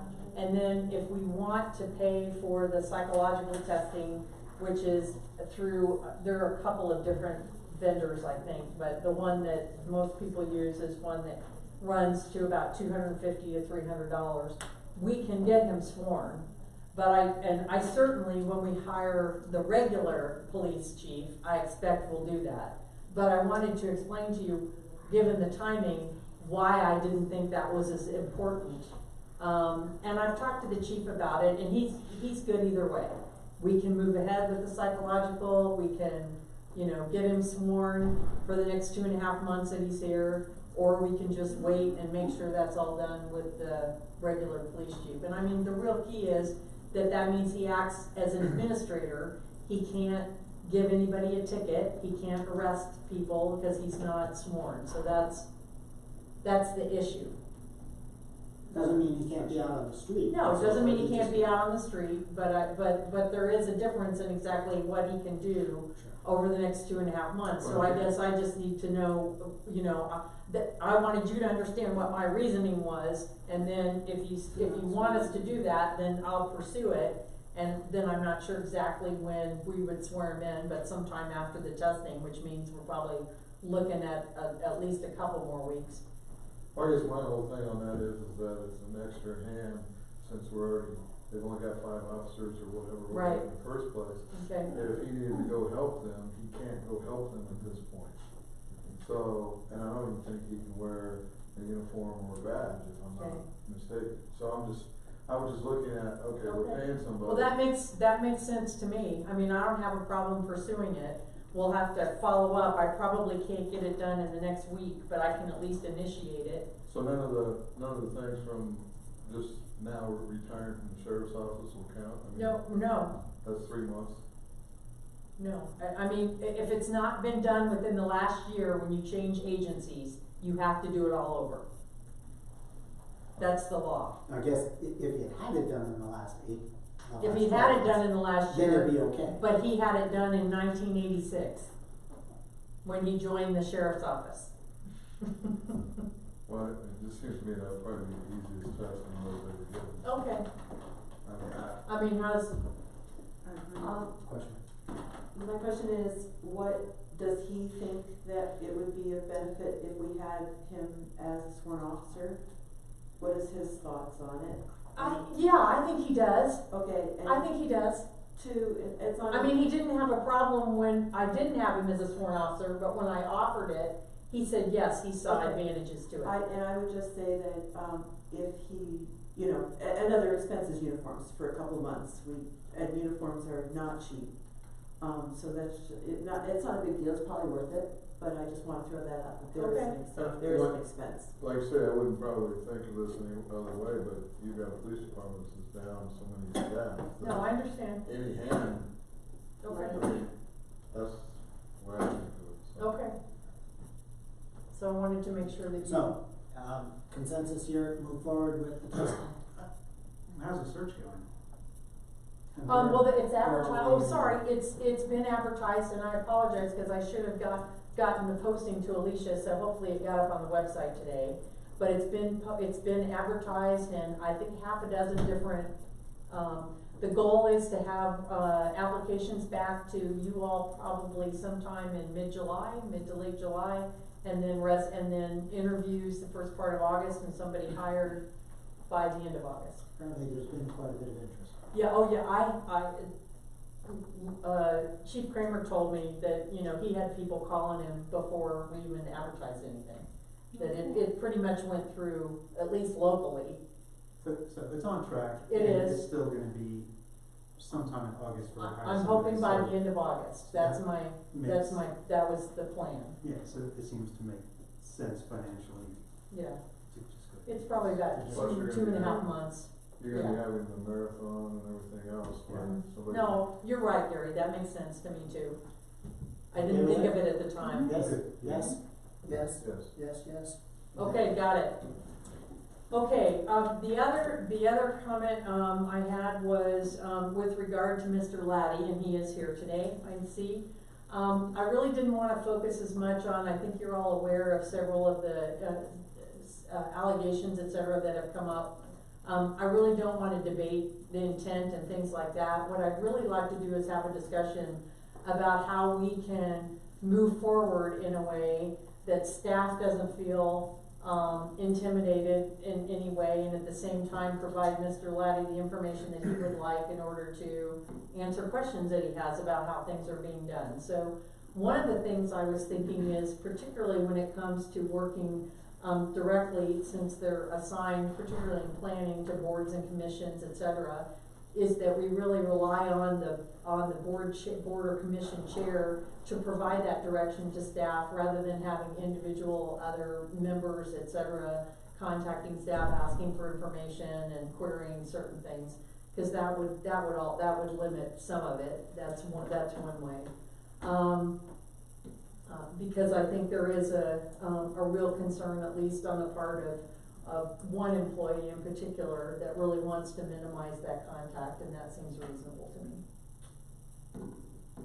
So, any Just comment? draw an analogy, we on council, could not approach staff. It would seem that, members of commissions and boards could not, so I can see where you would come up with that particular new policy, and I would see that not related to Mr. Laddie, and it just points out that,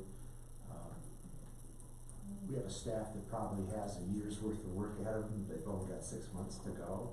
So we do have to be mindful of not diluting their attention, just period. So I think your recommendation is a sound policy relative to staff productivity, and I would uncouple it from anything personally that we're talking about. Okay.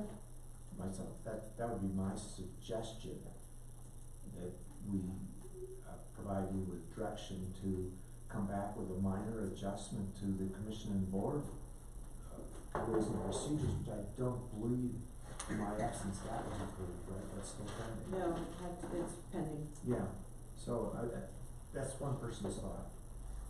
Okay, I'm hearing two different things. I think one is a policy in terms of the board and commission members and their relationship with staff. The second is, I think that, staff members and perhaps Mr. Laddie had some concerns about the interactions that they Yes, had in that's general. correct. So I think we have two different issues. We do. That we need to deal with. It sounds like perhaps there's some consensus, I haven't heard from everybody about moving forward on the board and commission policy. Perhaps is that something to take up I can add that in still. as part of that policy? Absolutely, yeah. Okay, is everybody okay with that, Yes. that provision in there, so we can handle that? The second then is with the, interactions that Mr. Laddie had concerns about and some staff had concerns about. I had recommended setting up a formal, mediation, if you will, or I don't know if that's the formal term for it, but something like that, a mediation where there was someone to facilitate the conversation to talk about the interactions, from both perspectives. That would have been my suggestion, but certainly we need to see what the council's pleasure of how we would, like to do that. Mr. Laddie has requested, I believe, a meeting of sorts, and I think getting folks to sit down with a facilitator who can make sure that the conversation is, appropriate and respectful, might be able to air some differences and resolve some of those issues, perhaps. Thoughts? Ken, that's a great recommendation, and I say that based on the history of, under the prior council, we had a situation where there was an issue between a citizen, and a business owner, and it got literally whipped around in council with open discussion. I think if Jeff had been here, he probably would have said, you know, you council are getting into something that, is not your area of expertise, it's a he said, she said, and so forth. The result of that situation was, because it was handled in that manner at the council level, the situation ended up being the volunteer ended up, was making great contributions to the city, just backed off, so we lost that. And the business owner also backed off because it seemed neither one of their needs were being satisfied by council. So both of them ended up with a very sour experience relative to council. And so for the second part, I think if council can make a suggestion, it's all free will, but it sounds to me like something that one would want is not just a facilitator, but somebody who does restorative justice, given there's a sense of conflict, and there's a sense there, and we just stay totally out of it if all the parties agree. I don't really wanna know even the result of it. It's not really of my business or council's business. That's, cause we're just not in this field, Jeff, does that make sense? Yeah, I think you need to make sure that the individual who's been complaining is, okay with it. Right, it has to be voluntary.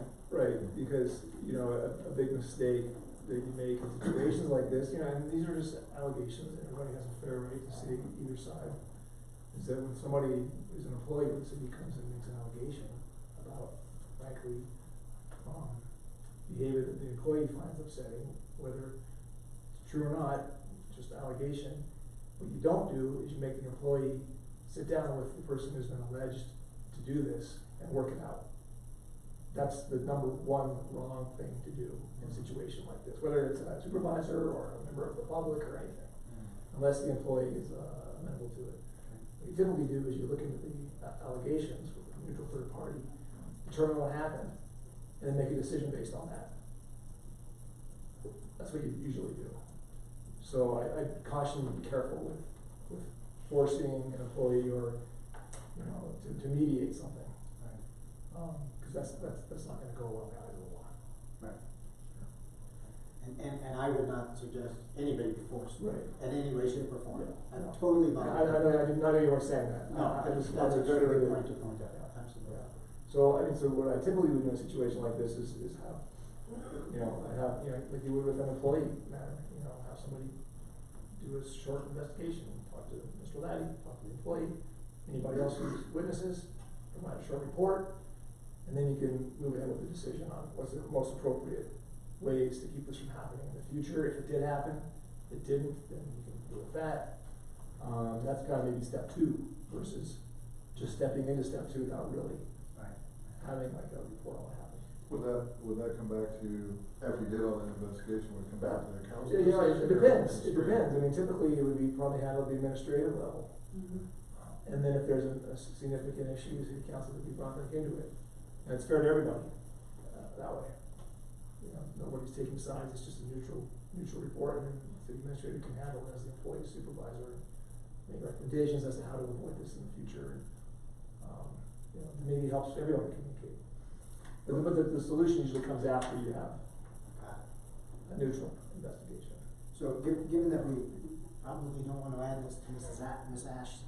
Well, you can, it just probably won't Not be get it finished. done. Right, I can initiate it. So as a practical matter, how would we find somebody, a neutral party to take that on? Somebody from CPS. We have a lot, yeah, CVS could do it, we've used CPS for these things for other clients, or other third parties. It's not Specialties, so that we can just reach in and get them to do that, so I can certainly ask. Start that process. I can. Everybody okay with that? Yes. As a first step? Yes? Yes. Okay? Okay, one last thing. Yes. Winding Down is the name of this last one. Mr. Blatty, did you have a? Yeah, I do. Real quick. Yeah.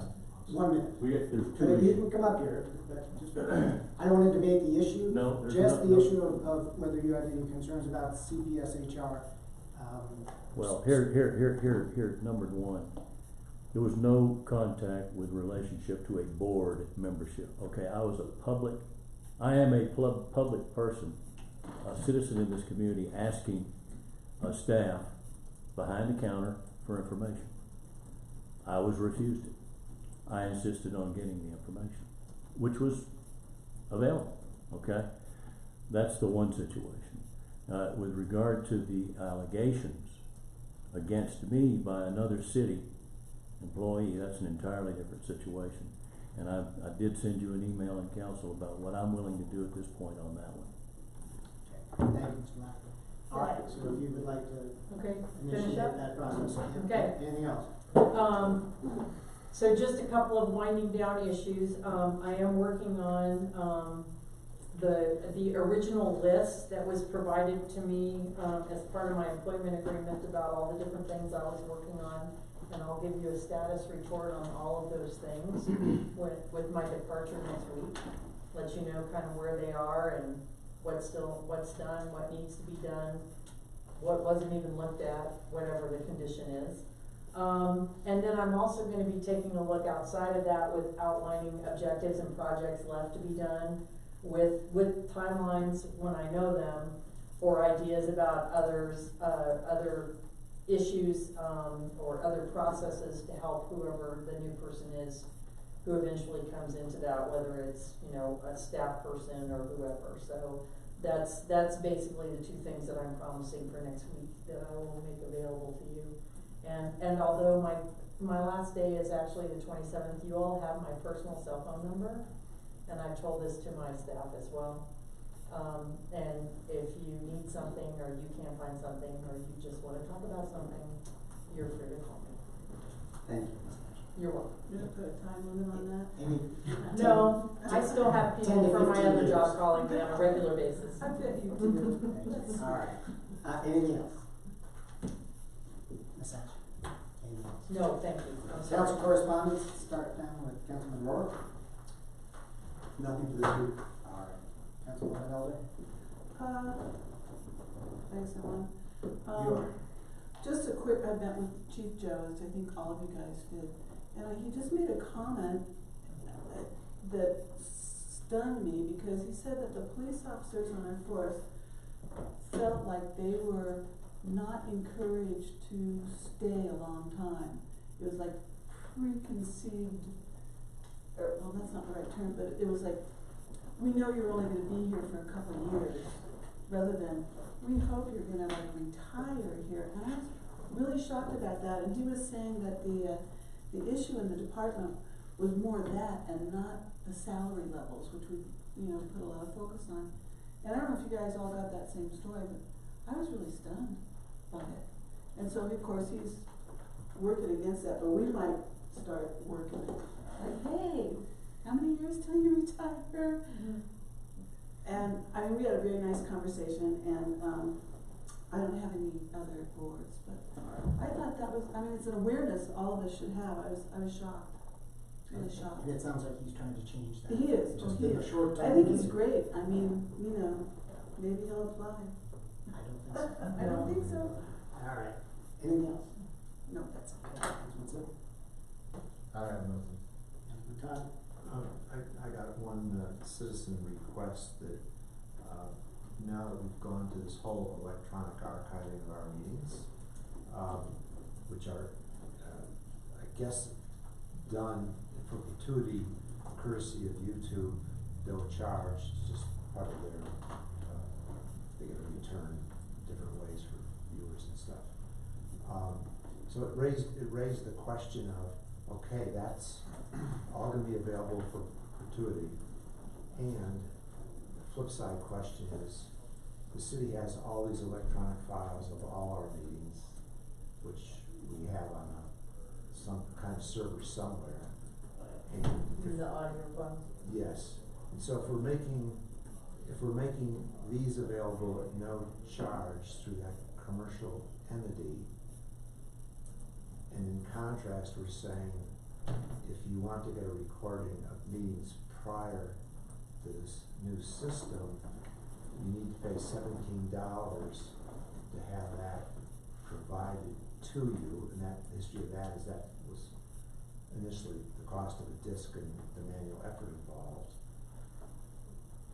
By analogy, why wouldn't the city just open up that server for downloads, period, just like you can go to YouTube for the last, whatever it is, month and a half, why shouldn't it then be available for free to get off of what's sitting in the city, just being able to click on a URL and download the file? So that was a question posed to me, and it had me thinking. I'm gonna do a quick analogy. We talked about having body cameras, and we do have body cameras. We talked about having a policy relative to the body cameras. When we were playing around with it, are we gonna do it or are we not? I don't believe we ever established a policy for the body cameras, but Jeff, you may recall. Don't recall. Yeah, so I mean, there's questions like, if an officer takes a body camera picture, where is that stored, what's the security on it, how long is it maintained? Because there's privacy issues involved with Yeah, that. our contract with the provider does cover that they will store all footage and images, and I'm not sure what the period is or Right. anything like that would be. But most we were late coming to the game of body cameras. Communities that initially adopted them, it got, I think Jeff would acknowledge this, early adopters of that technology it was fierce debate, and therefore they all have policies. Latecomers like ourselves probably were like, well, me too, you know, we're gonna do that, but we really weren't under a situation of this is commonly accepted, nobody seems to know what the policy is, and that's fine, we don't have a policy, but in essence, it would be wise to have one. I draw that analogy because I think the question I asked by analogy raises the same kind of red herring, which is, what is our requirement for maintaining these files, and if we do maintain them, do we make them readily available? I would expect that's part of your SOPs for the police department. Yeah, but I'm not talking about the main topic is, police department, yes, it's something we can pose to Joe at some time, just let's give us an opinion. Maybe that's one thing for that sidebar comment, because that's a real obvious one. What's not real obvious is, what is our policy on, these records are all available electronically, they're all organized. Should a citizen be able to, without a core request, just go in and get that information, just like they can go to YouTube. 5 years from now, they'll be able to go to YouTube and get anything they want, including live video of everything happening in council meetings. And we're talking about planning commission, and now we're talking about their commissions having it. That's one world. I mean, I know Colorado Springs has the same type of system, but I believe it's 100% proprietary, so it's under the control of the city, it's not under the control of YouTube. I think all we have to do is ask our city clerk what the story is with it, and I suspect that it will be much more like Colorado Springs Be much more like Colorado Springs. For the audio. If I could, Yeah. I've talked with Donna about this, Okay. and, our official record of the meeting are our minutes, which are archived on the website. Our policy, according to Donna, is that we destroy the tapes after a certain amount of time. She has not done that. So I would say, if we wanna add that onto someone's pile, we certainly could. I would not be, a huge advocate of doing it right now. I Well, think it's a good idea for sometime in the future, but. I also think that unlike the live streaming, which goes automatically to YouTube and it's just available, Right. is that these audio recordings are on thumb drives and then they're used as part of the minutes, et cetera. And as far as I'm aware, which it's limited, I don't think there's any cloud storage or any open architecture type program like YouTube that allows citizens to just go in. So you'd be talking about probably entering into some agreement to make that available. I don't know what the records management. It'd probably have to be a contract to do, it'd be a lot of work. It would to be. do it, yeah. Would be, cause I mean, I follow. this happens automatically, and you know, I mean, and then YouTube is just something everybody can get to, but probably for the audio, you'd have to do some other things and then make it available, and you'd have to pay for storage and do a lot of other things to make that available to everybody. Councilman Doug, what are you suggesting? I follow your point. Okay. That there would be a technology investment to do that. Yes. And. I mean, I'll follow up with Donna to ensure that that's my understanding, but the other part is too about whatever the SOP is with regard to records management, and the fact that regardless of whether it's done or not, that's important, but to get to the point, is that if our minutes are the official record and they are available archived, then after some period of time, the audio recording should be actually destroyed. And that they would only be available for a certain amount of time, and that would involve some work with some external third party also to meet that demand. Well, see, Or that expectation. And that's where we're in conflict, because if that's our procedure, we should not be putting these, live recordings on YouTube, because we've lost control of being able to maintain that policy on YouTube. Yeah, you currently have a municipal retention schedule for all documents, recordings, and this is a whole other ballgame for probably a lot of municipalities, and so you can change your schedule, and you can decide to retain things permanently, it's fine. It's just that what you do, you should probably match your schedule. So whatever you want to do is okay. Well, I'm not getting my point across. Once we tap into YouTube, we've totally lost control on it. We can have any policy we want, but the reality is YouTube's. You're not getting it back. YouTube controls the whole policy. Yeah. So what Colorado Springs does, they don't use YouTube. They have a captive group, they have a commercial contract, or you wanna say, and So they can meet their obligations they can for do the their records sunset, management. yeah, their Right. sunset on the records management. That's right. And I think we've gone into this brave new world without having the checks and balances, and so my recommendation would be we get off YouTube and go to a commercial entity until we've decided what the policy is. It's no more harder to transfer this to YouTube than it is to a proprietary live cloud storage, probably the same company Colorado Springs uses. It's just a question of piping the data there. That probably was a discussion we should have had before we embarked on this, quite frankly. Correct. But, frankly, when you go out right now to see what's archived, it's a bit of a search, and eventually you can figure out how to find it. So when Donna gets back, can we just pose the question to her, on what the story is? We can obviously don't have a discussion. Well, we don't do YouTube stories without her input, so I think I wouldn't say that we do, because we don't know, she could be going in after a month and deleting them, or 2 months, we don't know what her plan is, we don't know what the Can't story is. He's saying YouTube doesn't allow you to do that. YouTube You can't take controls down that. your channel, Sorry again? you can't take down your channel. That's a good question. Yeah, Let's table this yeah, let's- until the expert comes back and we can. I think that's a good point. Let's go ahead and have a conversation with Donna about the system, what it does, raise your questions again, let's go ahead and schedule that for a work session at some point, have some Thank you for conversations entertaining about that. discussion tonight, thanks. I have something else You wanna, to say. you I can do can that. wait, I can wait. So let's go through and we'll come back to you. Okay. Councilman Todd? COG cars, we met, earlier this week, I guess, or last week, I don't remember now.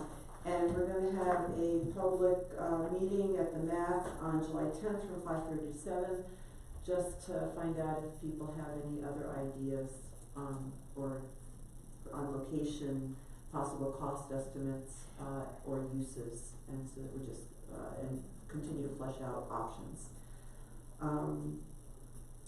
2, we met with Pike Ride, and URA is going to be taking them on and bringing them to Manitou Springs this year, which I personally find to be a very exciting prospect. On the good news side, they are also converting to e-bikes, which is an especially good prospect.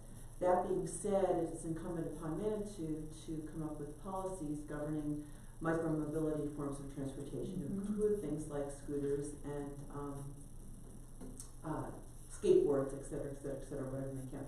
So we met with Pike Ride and Jill Gabler, who's pushing it, or she's kind of the advocate for micromobility in Colorado Springs, and had a good talk. We're going to be getting all of their policies that they put together, and PACMAN, the Pedestrian and Cycling Manitou group, will take a look at that and come to council with our recommendations for policies. We need to do that fairly quickly. What's really exciting is next Thursday, 5 o'clock, Buffalo Lodge, we're going to be kicking off the 2nd annual Mayor's Ride. The ride will actually start at 5:30, but get there at 5 o'clock to sign waivers, et cetera. All the rules of the road will be followed. I've talked with the chief to let him know that we're going to be coming through town next Thursday, the 27th. And Pike Ride will be coming with their e-bikes. We'll have 10 e-bikes, right? So I would ask if any of you would like to join us, if you would like to be on an e-bike. Because we're going to be assigning who gets the e-bikes. 2. You want 2, okay. Anyone else would like to join us? I'm gonna try to join, I don't need anybody. No, but e-bike, okay. So 2 for the mayor and his spouse, I would assume. Correct. Okay. So we're very excited about that. And then lastly, since Jill was there this morning, I took the opportunity to talk with her about the Amazon. She was quite receptive. She understands some of our issues. One of her big issues is that she is still, as is all of Colorado Springs, frustrated that the parking lot revenue is going, we interpret that to go to the shuttle, or a lot of it, not all of it. And she, of course, would like to see it go to maintaining our trail. So she recognizes that that's an issue that we need to discuss more. But anyway, so we had a good discussion. I think we're right for follow-on discussion. And it was a good meeting. It was an overall good meeting. And also, Kyle from Kimley Horn was there on the mobility study, and we talked about at the Mayor's Ride, we're going to be doing some data collection. We figured that'll be primarily residents, and we'll get some good data on what people are comfortable with or not comfortable with, what they'd like to see in terms of micromobility stuff and pedestrian stuff, well, primarily in this case biking.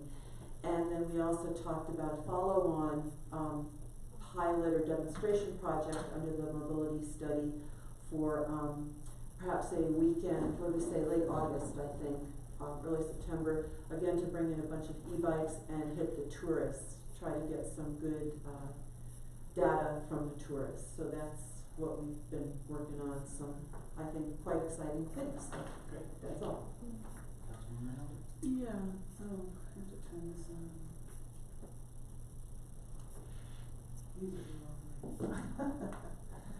I wanted to talk a little bit about Charles Rocky. I've got a lot of people calling me, sending ideas, your ideas. Sorry for the confusion.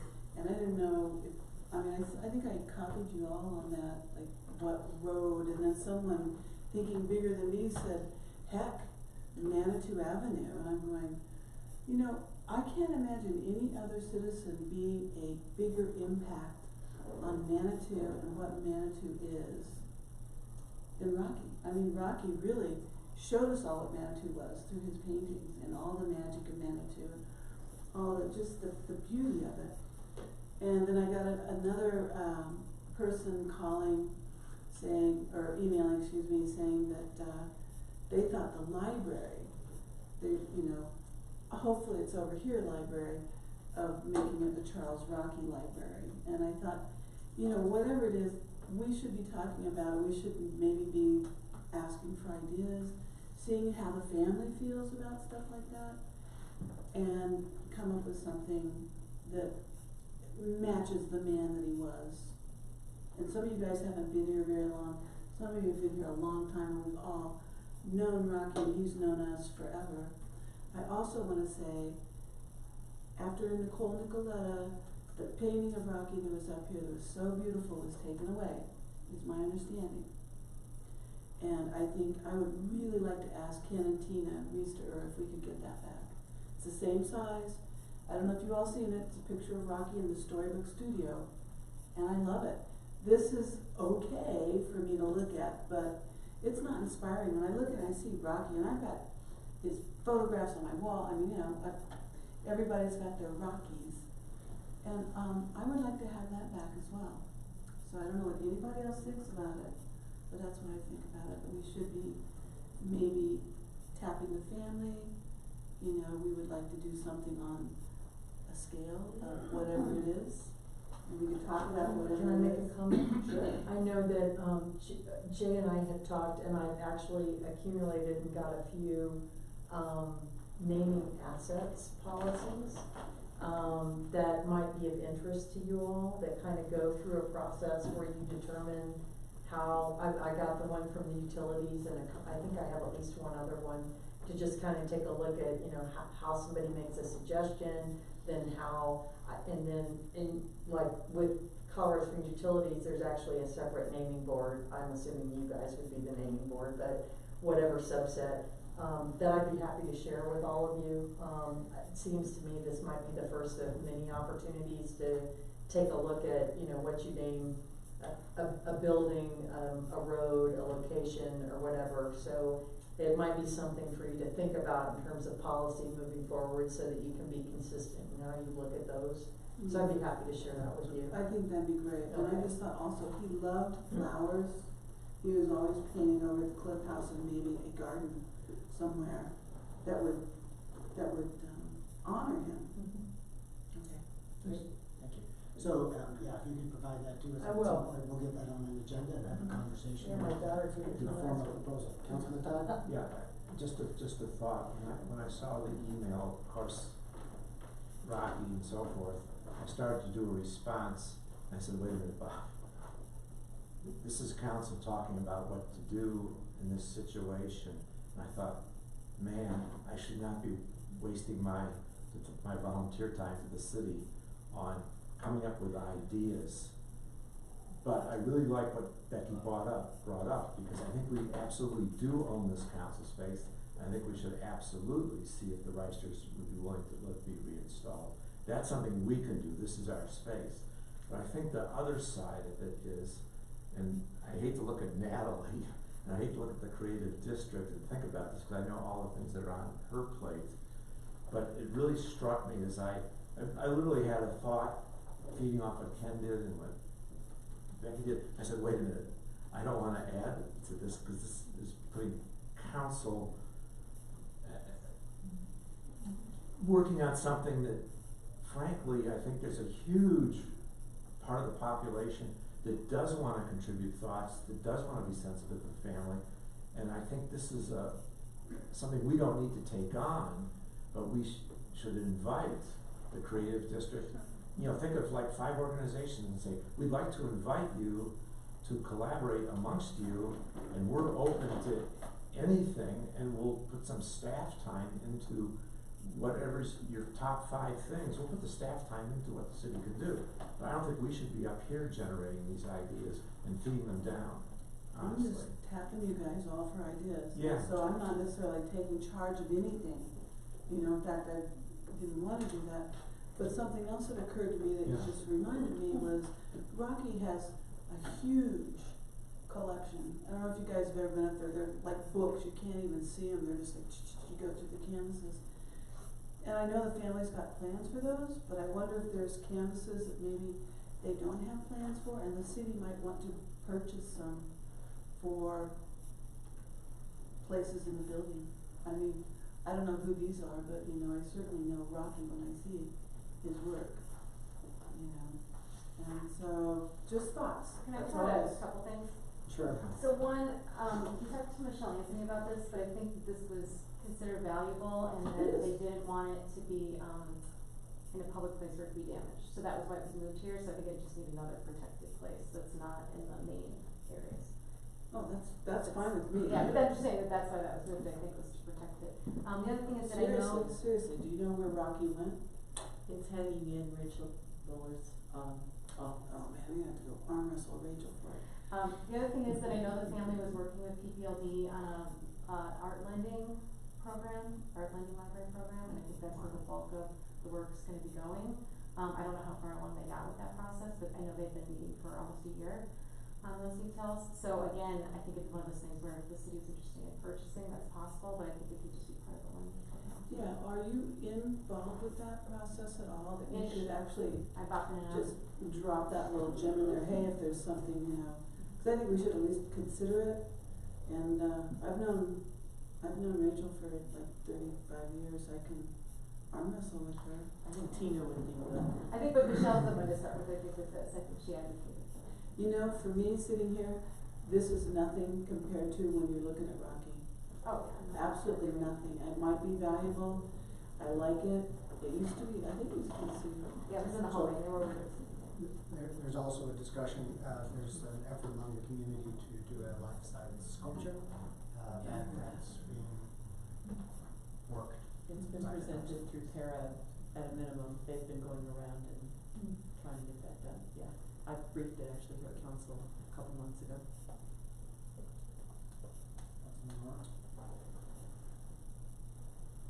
Two things. One,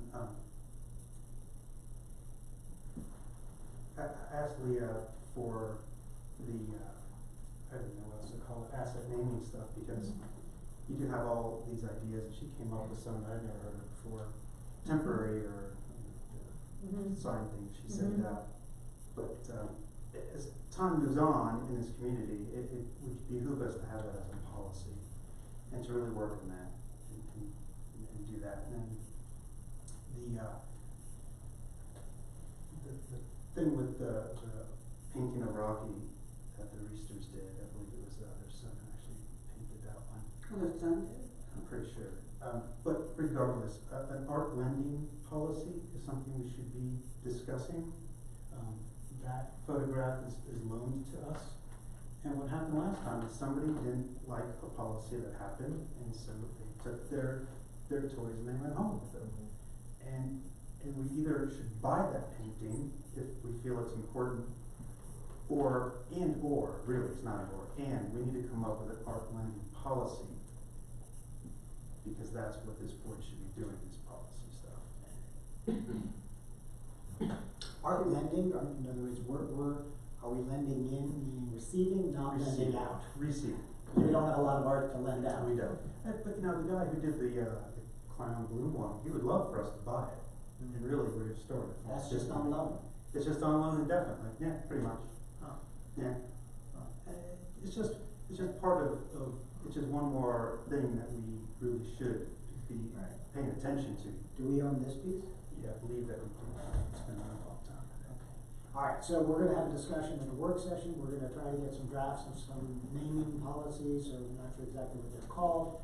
And we can talk about the general policy, and if there's some desire to talk about specifics, we can get to that as well once we get a policy in place. And most of those ideas came from other people. Really, yeah, Garden just came out they're right all- now, but. Yeah, there are all kinds of Great, things to yeah. do, all kinds of great ideas to do. And then we have to, like, the whole thing with Charlie Parker, no, I went to the Heritage Center, nobody knew who he was. So also, holding on to that information, cause in 50 years, like, who the hell's Charles Rocky? You have to hold on to these things and. At a later date. Yes, okay, good. All right, I did have one other item that I'd like to add, and that is, I would just inform the council that I have decided not to run for re-election. I will get that word out to the community over the coming days, but just thought I would let you know this evening. That is my decision. And I'm sure there'll be lots of good people to step forward, but that's about what I have to say about that at this point. Anything else? Yeah, I was just one, I know it was Jay's idea a few months ago about the meeting limits of doing a resolution like 9 o'clock being done with meetings and stuff like that. Are we still gonna revisit that at one point? I know that was something that Councilman Ward wanted to bring up. Past few months, that kind of got put aside on my desk. I will make a bigger effort to put that together to get it on a work session. Okay, that answers your question. Thank you. All right, anything else? Or adjourn? Thank you.